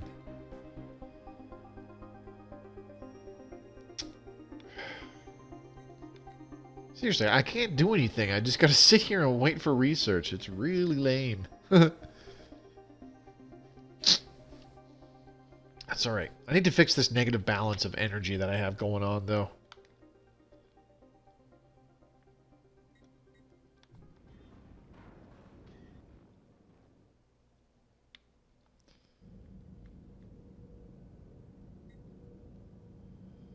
I only know of one way to do it. Research complete. Ooh, what do we get? Interlinked support systems. Dope. Ooh, particle lances. There they are. Definitely want those. Boom. There we go. 49 months. I don't care. Here's what I'm going to do. I'm going to disband the fleet. Bye-bye! Look at all the energy credits we're getting back now because all of that ship upkeep is gone. Incoming transmission. Incoming transmission. Hazar Union. Squawking Star League is too weak to survive on its own in this hostile galaxy. We will protect you from our harm if you simply agree to be our subject. No, fuck you. I want you to fight me. Research complete. Fight me. There we go. Armada battle formation's done. Construction complete. Oh, there we go. Atmospheric manipulation. That's what I've been waiting for. Finally.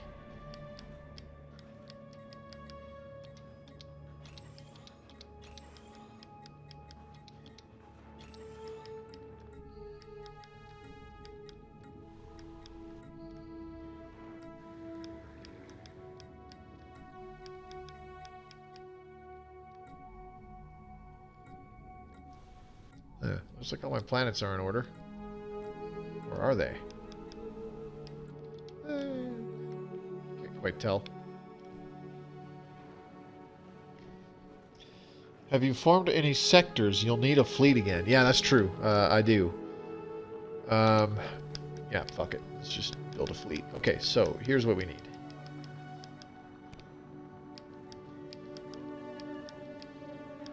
We'll get some Livas-class battleships. Okay.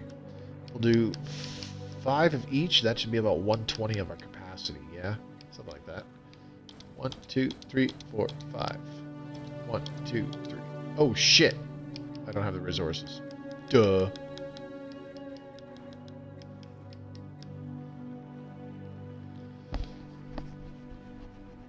Yeah, the ships are kind of expensive now that we equipped them with a whole bunch of stuff. A base Corvette is normally like, I don't know, 40 minerals. Look now, it's 184.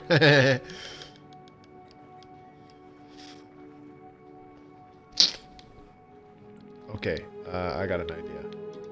Here's what we'll do. Where is it? We're gonna do production targets and capacity overload. Capacity overload. This one can do production targets. Well, this one's definitely... Oh, I can't use it anymore anyways. That's fine.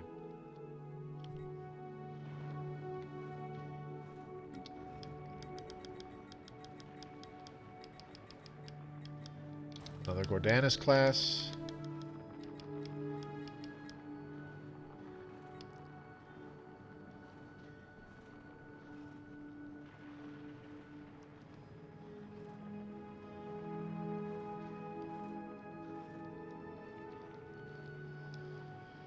Alright, I'm going to be shutting down the stream pretty shortly here. Research complete. There we go. Ripper cannon's done. Ooh, we can get a bunch of upgrades here. Fusion missiles would be kind of nice. Yeah, let's do fusion missiles.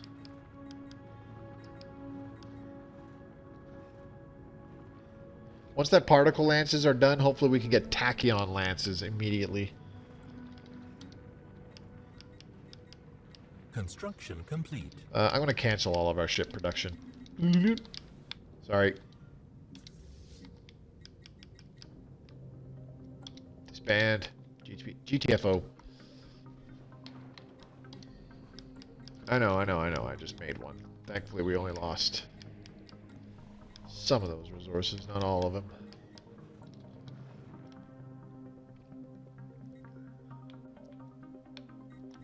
Need another place where we can drop an edict. What do we got here? Capacity overload, probably. Production targets would be good there.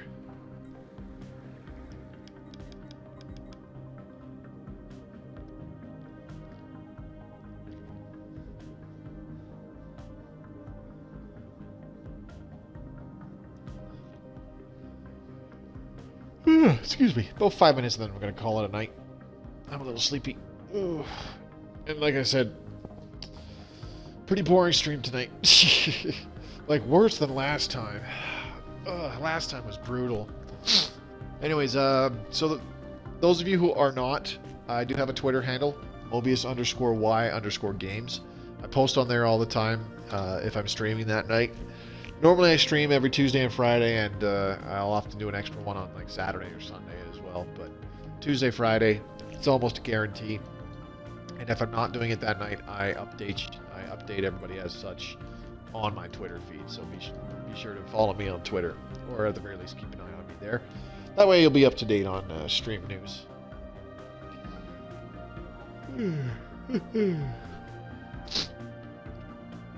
And it also gives you a better idea of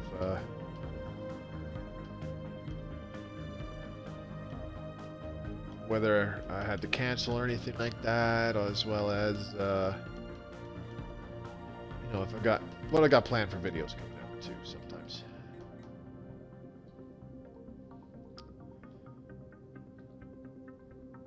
So they can do production targets on this planet. That would be good too. They're already doing base 27 minerals.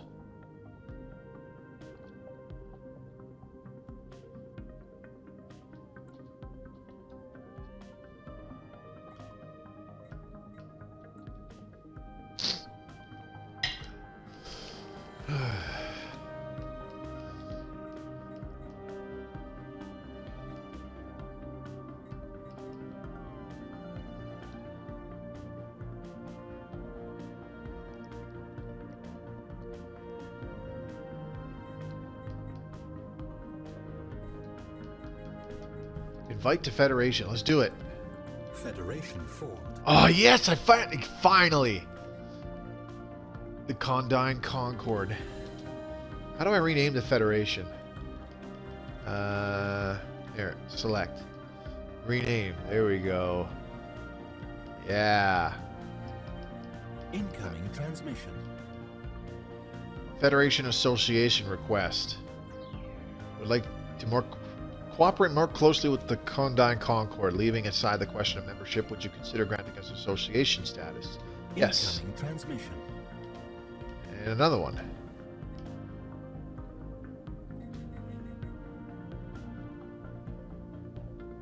Agree. Now they're both in the Fed. Sweet!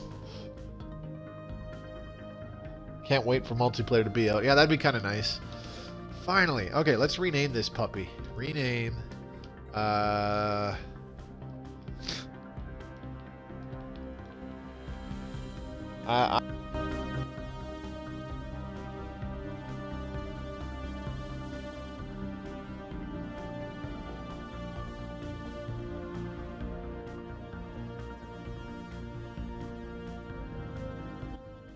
The game throws, but my controller died.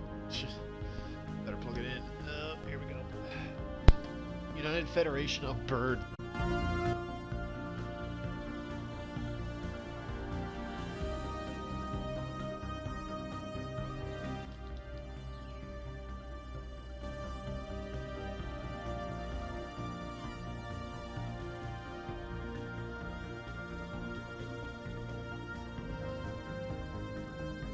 Let's see.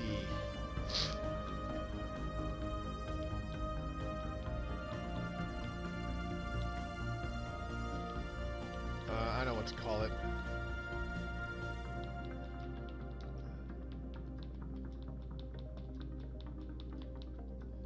We are the in crowd. Ooh, hello.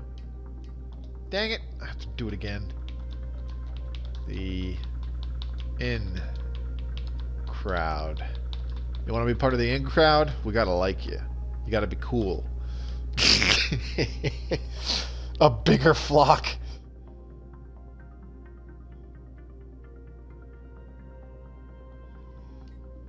That's actually a good idea. I like that. A bigger flock. There we go. Accept. Yay! Okay, continue. Can we straight up invite them into the Federation now, and they'll be more keen? Revoke association status. Can I?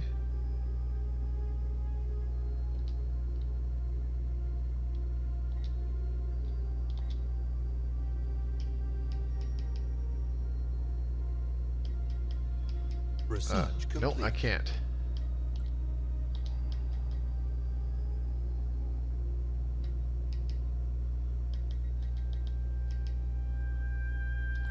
It says they still have association status.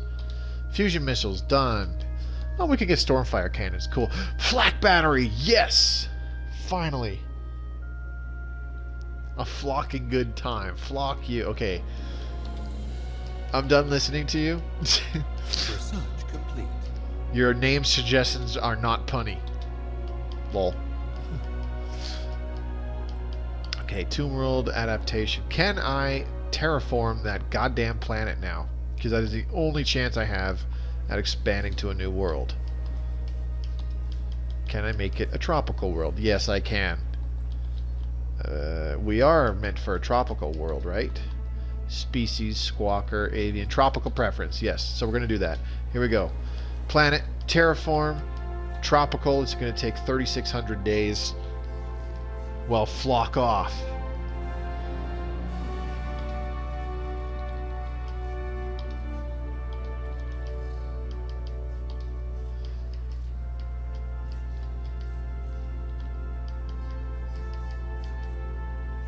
Federation ship designer? Really? That's cray-cray. Contacts.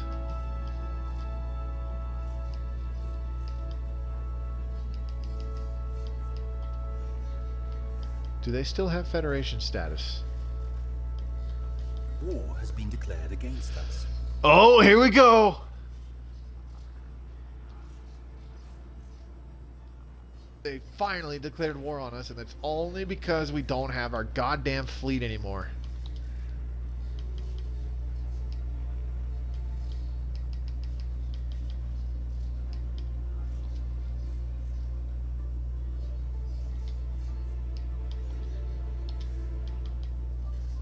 See, I don't understand. It still says that they are in association status, but we revoked it. Okay, so we got to build up a fleet, like, now.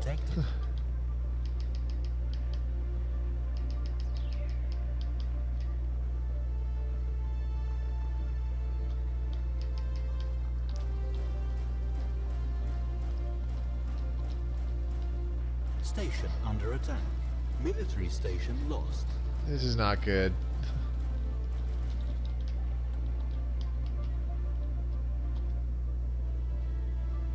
Station under attack. Mining station lost.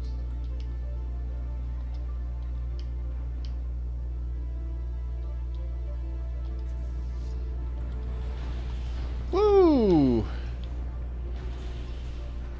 That's a big fleet, bro. Oh, they got missiles, too. Lots of missiles.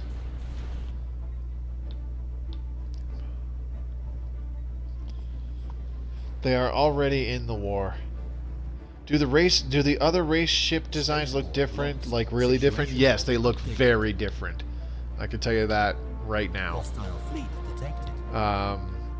We can jump into it in a second here. Unemployment. Oh yeah. See, I'm pretty FUBAR right now. All I can build up is a bunch of Corvettes that'll hopefully fend them off decently well. I wonder, can I build a picket ship Corvette? Research complete. I don't think so. Nope, didn't think so. Yeah, go away. Alright, what do we get for Enemy research? troops landing. Particle Lance. Lost to invasion. We failed to fend off the invaders on Squawked Sigma. That's just depressing. Right now I don't care. It might be the end of the Squawking Star League. Yeah, I know. That's why you don't dismantle your fleet for no fucking reason. This is 100% my own fault. I have nobody to blame but myself. Station under attack. Unfortunately- Hostile fleet. Construction ship lost. Missing war Station demands. under attack. How about you just, like, leave me alone? Offer white peace. See what that does.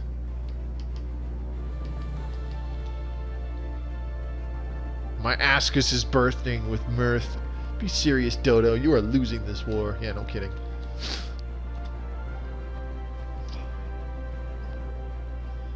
So, why did you destroy your fleet? Because I was going in the negative on energy credits. The maintenance was pretty high. Needless to say, it was a bad idea. Do you want to save scum it? We could probably save scum it. Oh, shit! You know what? Never mind. Even worse.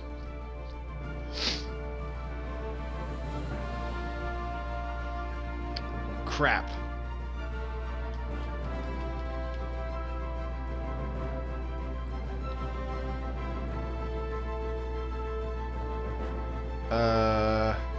Hang on. Select. There we go. Okay, so let's go back a few years, yeah? 2331. So let's go back to... Shit, I don't even know how far back I have to go. It's a little while, I think. We'll just see what happens. Nope, my fleet's still gone at this point. Oh, that's great. Oh, this is when they demand vassalization. Decline. Go away. Alright, I'm going to reload the game. It's fine. It's the end of the Squawking Star League, so... I was going to shut down the stream, but you know what? I think I'm going to play this out. Now that I'm starting to get slaughtered. Oh man, I can't believe I did that. That was so dumb. All because I dismantled my fleet. That's why. That is why I am dumb and many other people are smart. Yeah, you can still build it back up. Yeah, I know, I'm trying. I'm building all Corvettes though, so I'm going to scrap that. Let's get rid of all these because it's just not going to be enough by the time they show up. And I even have the frickin' assembly yards on this spaceport, so let's get rid of all this crap. Alright, I do need some Corvettes though, so let's do... What does the Federation battleship look like anyways? Military station lost. Okay, so we're going to do Gordanis, Livus, Soetimus, Gordanis, Livus, Soetimus, Gordanis, Livus, Soetimus, and then Gordanis. Next month, we get another Livus. Bam, there we go. Alright, screw it. We'll just let those battleships build up. But yeah, after this, Joe, I can go ahead and jump in a different... Actually, no, I don't want to. Shit, that's a bad idea. If I jump in a different save game of mine, it's not one that I've recorded or anything. I kind of min-maxed it to where I went heavily balls deep in research focus. But I picked a different type of ship design. I'll show you in just a second here when we create a new empire. You can actually choose what the ships look like, which is pretty cool. What are these things in the very bottom left there?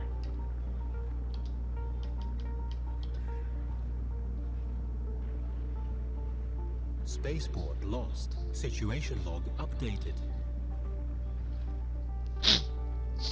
Also, where are my construction ships? Let's build some defense platforms, yeah? Come here. Build military station. Defense platform. Okay, so you are going to build this right by the spaceport. And then build another one. Build a defense station.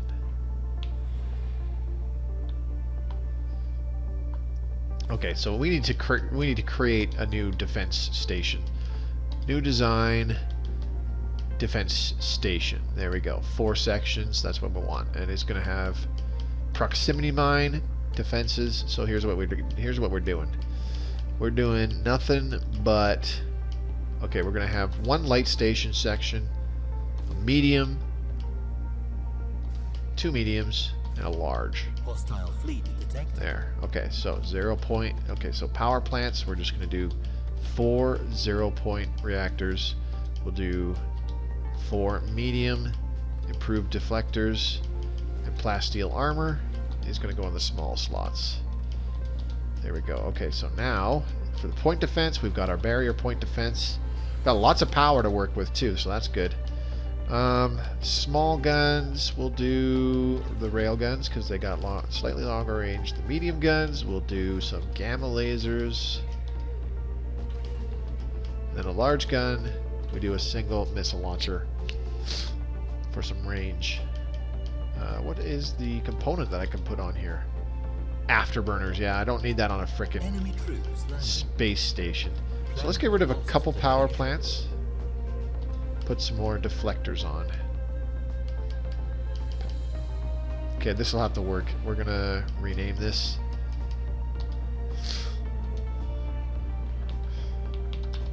We're gonna rename it the... I got an idea.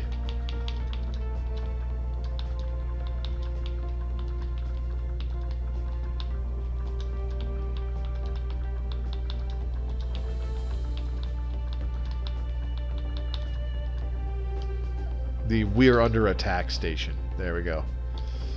Okay, so now this construction ship is going to build a We're Under Attack class defense station.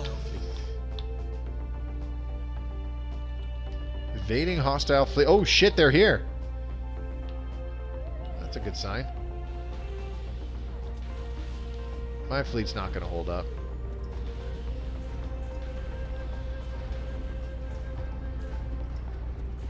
pew pew pew. See, my one complaint initially, mind you, about Stellaris is that you have zero control over which ships. Yeah, they just got eviscerated. You have zero control over which ships attack which ships. And at first I thought that was a negative, because I played games like Homeworld and Hegemonia and Sins of a Solar Empire, and I like picking picking my targets. Let's just put it that way. I like picking my targets. So at first I was like, well, this is dumb. You can't choose which ships you want them to target and anything like that. So, like, you're kind of screwed. And it's like, no, not really. Because it actually has really complex targeting algorithms for each weapon. Not just each ship, but each weapon on every ship. So, for example, kinetic weapons like railguns and stuff like that, they're more effective against shields, so they will automatically target ships that have shields as opposed to ships that don't have shields. Or sorry, I'm wording this wrong. Disruptors, excuse me. Disruptors have a huge bonus against shields, so if a ship has disruptors, the disruptors will automatically target ships that still have shields and whatnot, and they will have a priority against ships that are low on shields as well to help strip them. And then you get things like lasers, the basic lasers, which are less effective against shields, but more effective against, you know, just shredding through armor. So they'll still target an enemy that has shields, and if you get a whole bunch of ships that shoot a big volley of lasers at a shielded target, then that ship is going to be weak or have no shields, so that they'll just tear through it super quick. So it'll still shoot them, but if there's multiple ships without shields, they'll actually shoot at the one that will die the fastest, or is closest to death, apparently. So it actually runs an interesting algorithm. And yes, strategy. I like being able to focus out dangerous ships first. Like in why did I build that defense station over there? Oh, because I colonized 2 planets in the same system and I didn't even realize it. Wow, I am dumb. I am very dumb. Hostile fleet detected. See, this is why this was my first game. Stupid.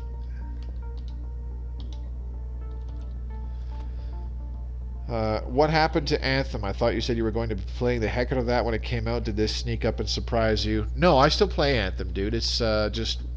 Right now, I kind of toned it down because there's actually a problem with the PS4 crashing, and it's caused some people's consoles to brick.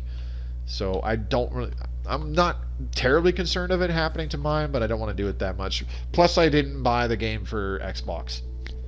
I just haven't streamed it too much lately because all I've really done is grind missions to increase my level and hopefully get some gear. I still play it like 4 times a week, dude, and I'll play for many hours. But when I'm at work, for example, I'm always thinking about like Stellaris strategies and stuff like that. Oh, see, now they're attacking these guys, and these guys have nothing to defend themselves with. See, these ships, I don't know what design these ships are, but you can see they're totally different looking. See what I mean? Like, these are... I think these are corvettes that we're looking at. And these ones up front here are cruisers. And then the ones in the back, these are their battleships. So yeah, they look totally different. I think these are fungoid ships, actually. So yeah, like I was saying, they look totally different. I thought I heard something about that. Yeah, it's more of a PS4 problem rather than an actual Anthem problem, because other games like even Apex Legends and Kingdom Hearts and stuff like that have been causing the PS4 to just not crash, but like shut down. Well, sorry, it crashes so hard that it forces the console to shut down. And then because of something that happens later on, like with the way that people reboot it, it causes the console to just go kaput.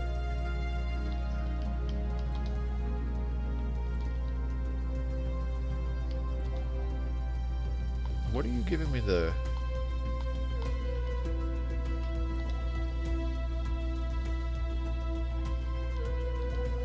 Why is it blinking with that? I don't understand. Anyways,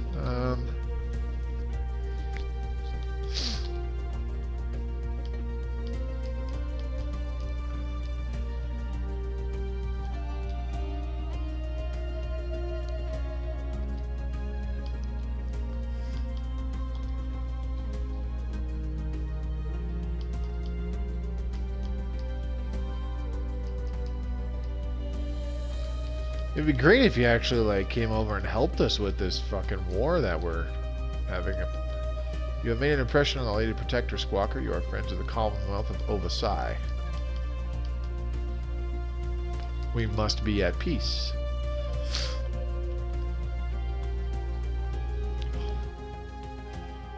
Okay, so here's what I'm going to do. I'm just going to go contacts, or sorry, war. Here's what we'll do.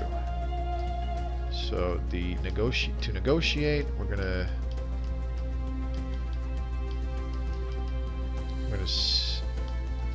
seed all of our planets, destroy this. We're gonna get vassalized too. Surrender. Boom. There we go. We have lost this war with the following demands. Yep.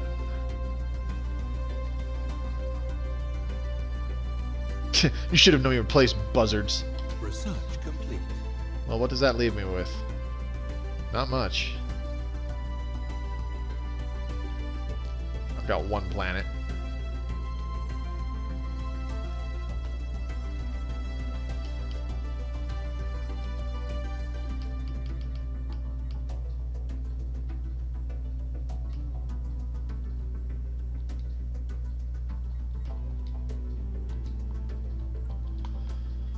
Alright.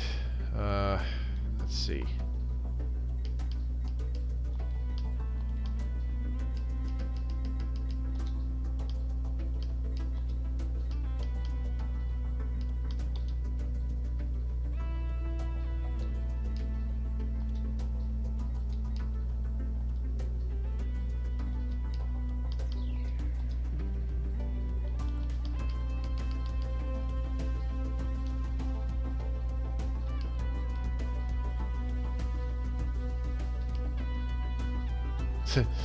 I'm trying to insult these guys again. Insult.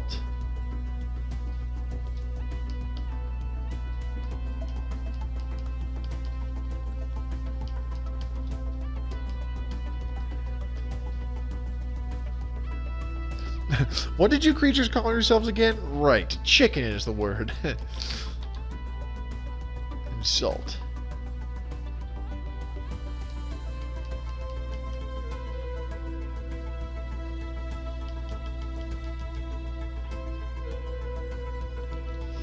Interesting.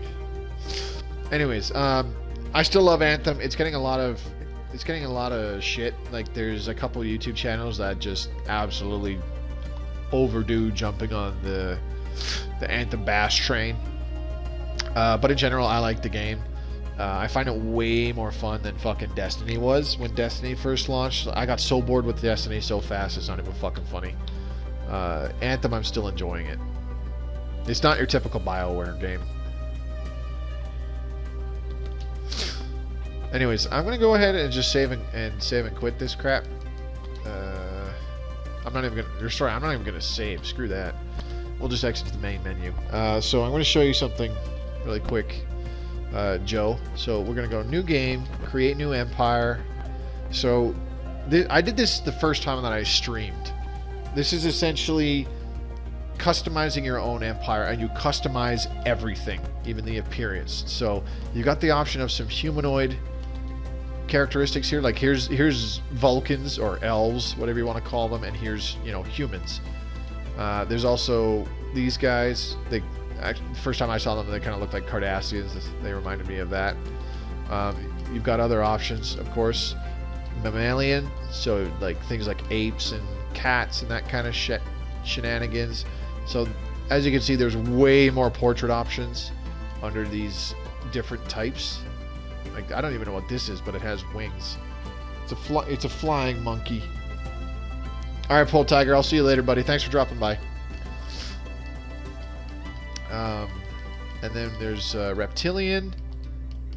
So you can choose different reptilian ones, like this fucking nightmare frog, and there's also basically a dragon. You know, all sorts of options.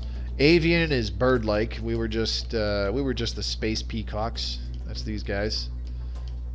And then, you know, some of the people in that last game, that signer autocracy was actually avian as well. I think it was these ones. That looks like them. Yep. Arthropoid. This is like insects mostly. Insectoid kind of things, and other similar kind of body structures. Bat of some sort. Maybe. Molluscoid. This is the creepy one. Basically a Hydra. This is a Yogg from Mass Effect. You've also got the floating thing. And then Fungoid. You got the big giant mushroom. You want to get high on my spores? So there's those options. And then the first DLC that's going to drop for the console version of this game is going to allow us access to a plantoid type of species where you can actually do like trees and stuff like that. So we'll just pick the giant mushrooms. Now the next thing that it goes to is species name. You can of course randomize it, and it does have some pretty interesting options. Tyrathians. We'll just keep it there. And then you pick the kind of name list for like your ships and your planets and your leaders and the fleets. So they all sound very different. Like this one here, leader name Polfukir Huketkin. This one here, Kolrig Zakon, and then this one Ulta Supe Farah, that kind of jazz. Like really interesting stuff. And then the fleet names is like, this one is Attack Swarm, and then Avian, Starflock, Stellar Rectrix, that kind of stuff. Murder of Uria, you know, that kind of goofy stuff. There is of course a hive mind option, which has Autonomous Drone 1, Drone Cell, Brood Colony, Production Chamber, you know, that kind of crap. You can select the prefix for the ship name. The default is ISS. Imperial ship, you know, whatever. So I just like to pick something random like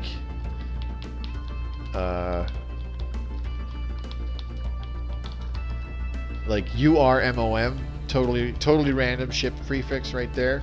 Of course there's humanoid names that have some like really what's the word I'm looking for? Modern. Some more modern sounding names, kind of. Let's find something. I'm trying to find something.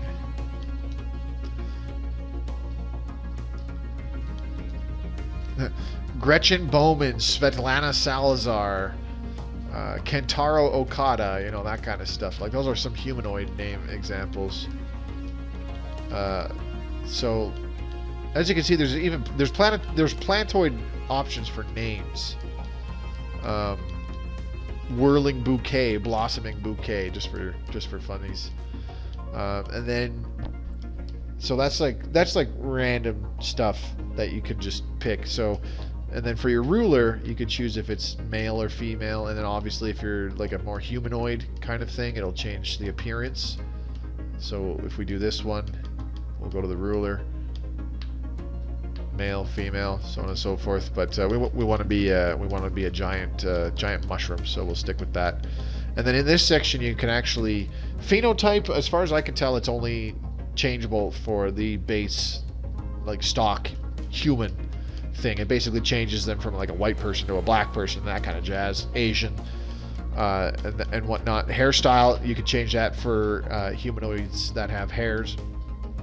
And then clothes, you can change that again for humanoids that wear clothes, and even not even humanoids, but also like some of the mammalian ones, like these space cats. You change their clothes. As such, this is essentially the ruler that you are customizing. So that'll be the portrait of the ruler. And you can also change their colors. That's what these color variants do. Let's make this one purple. And then you choose the room background. Different choices here.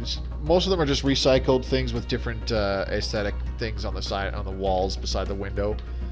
But for the most part, like the window shapes will be the same. Like here's this hexagonal one. You see those spears on the left? We'll go forward a bunch, and here's that same hexagonal room, except those spears are gone. Spears, no drapes either. Then we keep going, and there it is again, and there's some weird person standing off to the side. It's also a lot darker. So you essentially just pick what you want the ruler's communication room to look like. So let's make them luxurious mushrooms. Name cyan shoot. Yeah, that's perfect. Aquamarine root. Ruler title super spore. And it's actually pretty interesting what it does. Is one time I started a new empire where the ruler title was Empress, and the heir title was, and then it automatically generated the heir title was Crown Princess, and a male ruler came into play later on, and he was Emperor, and I was like, wow, that's actually impressive. So you can also choose various customizable traits of your species. And this is where you want to. This is where you can, you can just wing it and kind of role play a little bit, or you can actually try to min-max. And I've actually done it before, where I try to min-max the shit out of this. I would choose intelligent, which increased science output of all 3 science technologies, and I also chose natural physicists because I wanted to increase the output of my physics technology. So, intelligent and natural physicists increased it by like 15% for physics output and stuff like that. But you can also choose other stuff. Extremely adaptive increases habitability by 20%, that kind of stuff. Industrious, plus 15% mineral generation. Thrifty, 15% extra energy credits generation. Agrarian, 15% extra food generation. Rapid breeders increases their growth speed. Quick learners, their leaders gain more XP. Talented leader skills is up, and then you can also choose things like strong and very strong, which makes their armies do more damage, and you'll still extract more minerals. And so you can have a maximum of 5 trait picks, but you only start off with trait points. So when you see these traits here, so let's pick intelligent. You see the trait points went down to 0. So you can pick a maximum of 5 of these traits, but in the end, the trait points has to balance out to 0. So if we pick, say, intelligent, and then we also do communal, which will increase their happiness. And also, let's do enduring, which gives them a longer lifespan by about 15 years. And then, so now we have to choose some of these other ones, the red ones, which will do a negative trait point, so it actually has a negative effect on your empire. So we do let's see, repugnant, ruler opinion impact. The physical appearance and customs of this species are considered offensive to most others, and few appreciate them as neighbors. So our ruler is not as what's the word I'm looking for? Not viewed as highly. And then we can also do weak, which reduces army damage and the amount of minerals that we generate. So we have bonuses in some areas, we have negatives in some areas. So that's the traits of the species itself. And like I said, that's where you start min-maxing essentially. So you can, if you want to like really go balls deep in mineral generation, you make your species very strong, plus 10% minerals. And then you also do industrious for another 15% minerals. And then you need to choose negative traits that balance out those trait points to 0. So we can do something like, what's a good one? I don't even know. fleeting. So that leader lifespan is reduced by 10 years. Wasteful, higher consumer goods costs, and repugnant. So there we go. So you just choose 3 random things that have nothing to do with mineral generation, right? But we get extra mineral generation across the Empire because of these picks. Now you choose the kind of homeworld they're in. Again, choose the homeworld name and the star name they were in. You can also have them start in either the Sol or the Deneb system. So you choose what kind of planet they're on. You've got dry planets, you've got the desert world, arid world, savanna world. Wet planets are ocean world, continental world, tropical world, and frozen includes Arctic, alpine, and tundra. So these not only choose what the planet looks like in the background in that window there, but it also determines the habitability that your species can colonize. So you see in the bottom right there where it says tropical preference, other tropical worlds will have 80% habitability, so they are immediately habitable. You can just colonize them right away, and there's no problems there. Other planets, like maybe the desert planets, or like this, or some of the more dry planets like the desert, arid, and savanna, they'll have lower habitability, say maybe only 40%, and then the frozen climates will have, say, maybe 20%. You can't colonize them at all. You would have to terraform them first, or like what's the word I'm looking for? Change their brain fart. Change their habitability through research, like increase your species' own personal habitability through research. You can also choose what the city looks like in the background. So different styles, as you can see. So these are fungoids. We're going to go with a fungoid city. Now Empire. This is where you choose. This is where you decide your company, your style of government and the ethics of your empire. So there's no good or bad picks here. You just get a maximum of 3 ethic points, which means if you choose any of these red options, they are the fanatic version of that, and then it uses up 2 ethic points. They give you the most benefit, but that means you can only pick one other option. So again, if we were min-maxing something, like for example, we really wanted to go heavy on research, we would make ourselves fanatic materialists, because we get a bonus plus 10% research speed all the time. Or you could just go with a regular materialist if you wanted multiple other bonuses. So and then the options on the left and the options on the direct right are basically opposite. So you got materialists and spiritualists. If you're a materialist, you can't be a spiritualist. You have to choose one or the other. And then you've got xenophobes and xenophiles, whether you like other aliens or you dislike other aliens. You got authoritarian and egalitarian. So you've got the elite that rule your entire empire, and then everybody's equal. And then lastly, of course, militaristic versus pacifist. So that's an option too. So I just picked random ones. So underneath that, you pick the kind of government that is run. So of course you got a basic democratic one, holds an election every 10 years to select a new ruler. You've got an executive committee, which is oligarchic, holds an election every 40 to 50 years to select a new ruler. And then there's other ones. Where'd they go? Hang on, let me deselect all this stuff. Depending on what you choose for your ethics, which I just showed, you can only have certain options for your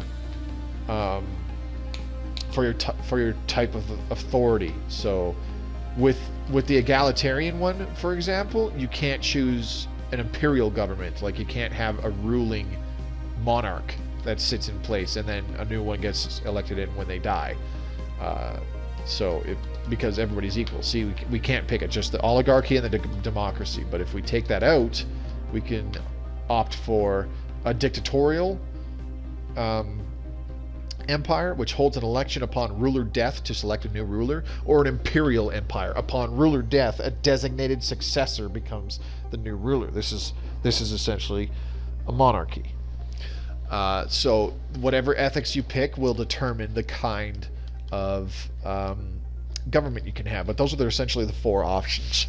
So let's just go with xenophile, egalitarian, and materialist, and then we'll just stick with direct democracy. The last thing that you get is civic picks, and you pick 2 civics which have an effect on the empire as a whole right out the gate, and there's no negative effects in these. It's not like previous ones where you got to try to balance it out, where it's just like, well, if I have this, I can't have that, or that kind of a thing, or if it's like, or if I have this, I have to balance it out with something bad.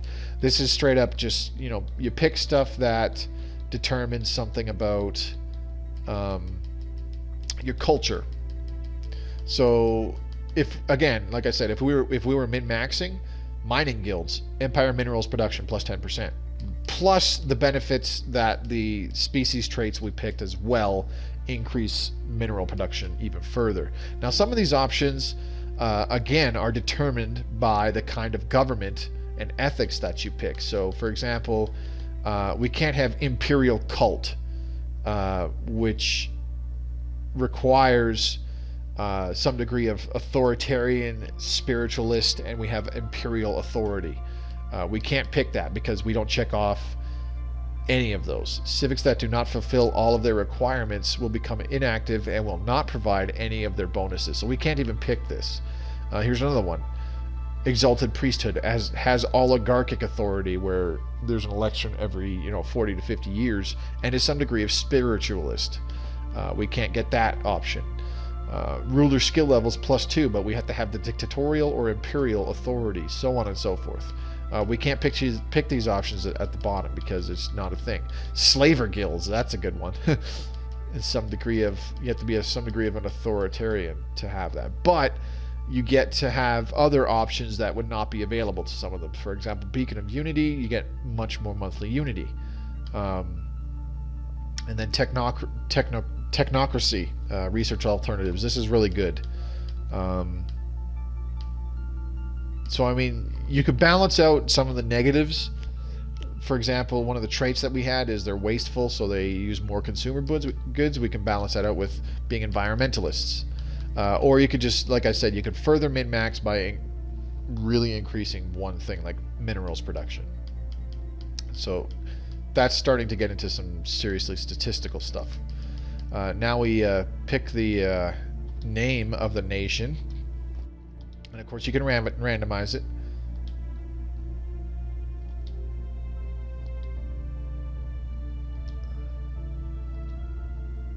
There, that'll work.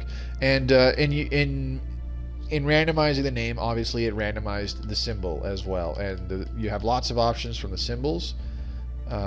Anything in that middle can be your symbol. It's completely free to pick whatever you want. So we could do that, and then you choose what the background looks like a little bit. So we could do that. That'll work.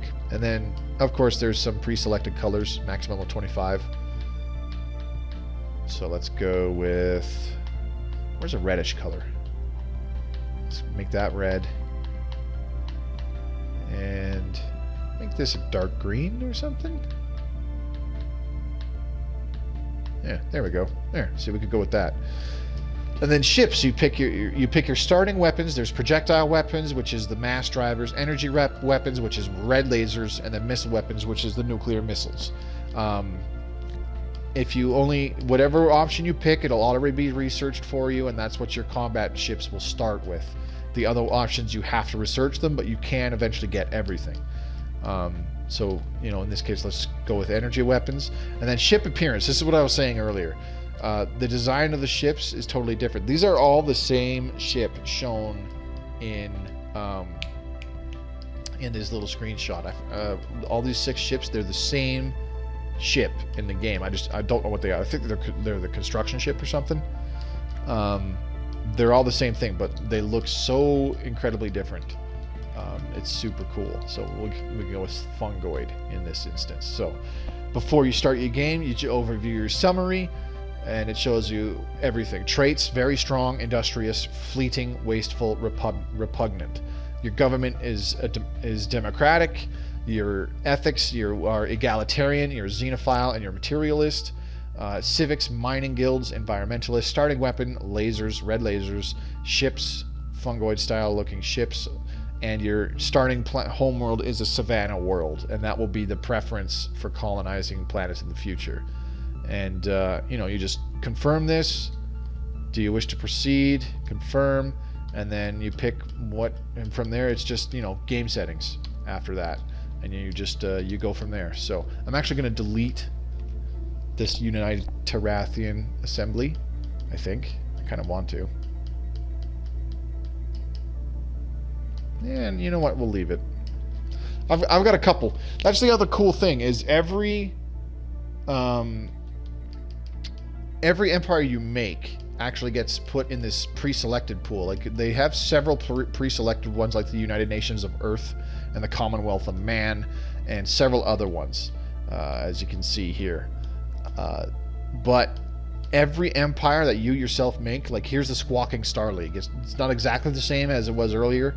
I made some edits to it, but this is them. I can use them at any time, and they can even show up as a computer empire.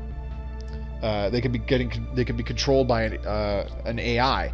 I've made the Sylph Union, which is essentially a spacefaring elves. And then there's the Zaxoan Collective, which is an insectoid group that I've been playing with. This is one that I min-maxed the shit out of to just go real huge on maximizing research gains. As you can see, the traits for them: intelligent and natural physicists, and one of their ethics is they are fanatic materialist, and they are under a technocracy civic, so that I have more research options every time I research something. So it's pretty cool. And then there's also flavor text underneath the biography that you see there. There's flavor text that you can mess around with. You can actually edit it yourself. Where'd it go? How do you edit the damn biography? I can't remember. I don't think I can do it here. Yes, I want to exit Empire Creation. Go away. Let me try here. Edit, and then go over to summary. Maybe not. There's a way to edit the biography and actually add some kind of flavor text if you want to just give it some kind of, you know, a bit more of a role-playing element where it's just like, yeah, you can like this is the backstory of this species, for example. So like it's really cool. It's really cool what you can what you can do with this game. And then from there, it's you go into the game, and you know, you can, like I said, you can either continue going for min-maxing, like I said earlier, either focus, if we went with that giant mushroom, you know, focusing on getting lots of minerals and as quickly as possible, that kind of stuff. Or you can just wing it, do whatever you want, like I did with the Squawking Star League, in which case we got totally obliterated because of it. Anyways, enough babbling. I'm actually over time on the stream, but I appreciate everybody dropping by tonight. I know I babbled for the last 20 minutes or so, but I think it's safe to say that is it for the Squawking Star League. They are non-existent, so I'm going to shut down. Next time I stream, we will start a new game. I think we'll try something totally different. Thanks for dropping by. As I said, feel free to follow this Twitch channel and follow me over on Twitter, Mobius_Y_games. I post news updates all the time there and let you know when I'm about to go live with streams, yada yada yada. So we'll see you later, and I am also on YouTube. Just search Mobius Y. It'll pop up pretty instantly. Thanks for watching, everybody. Hope to see you soon.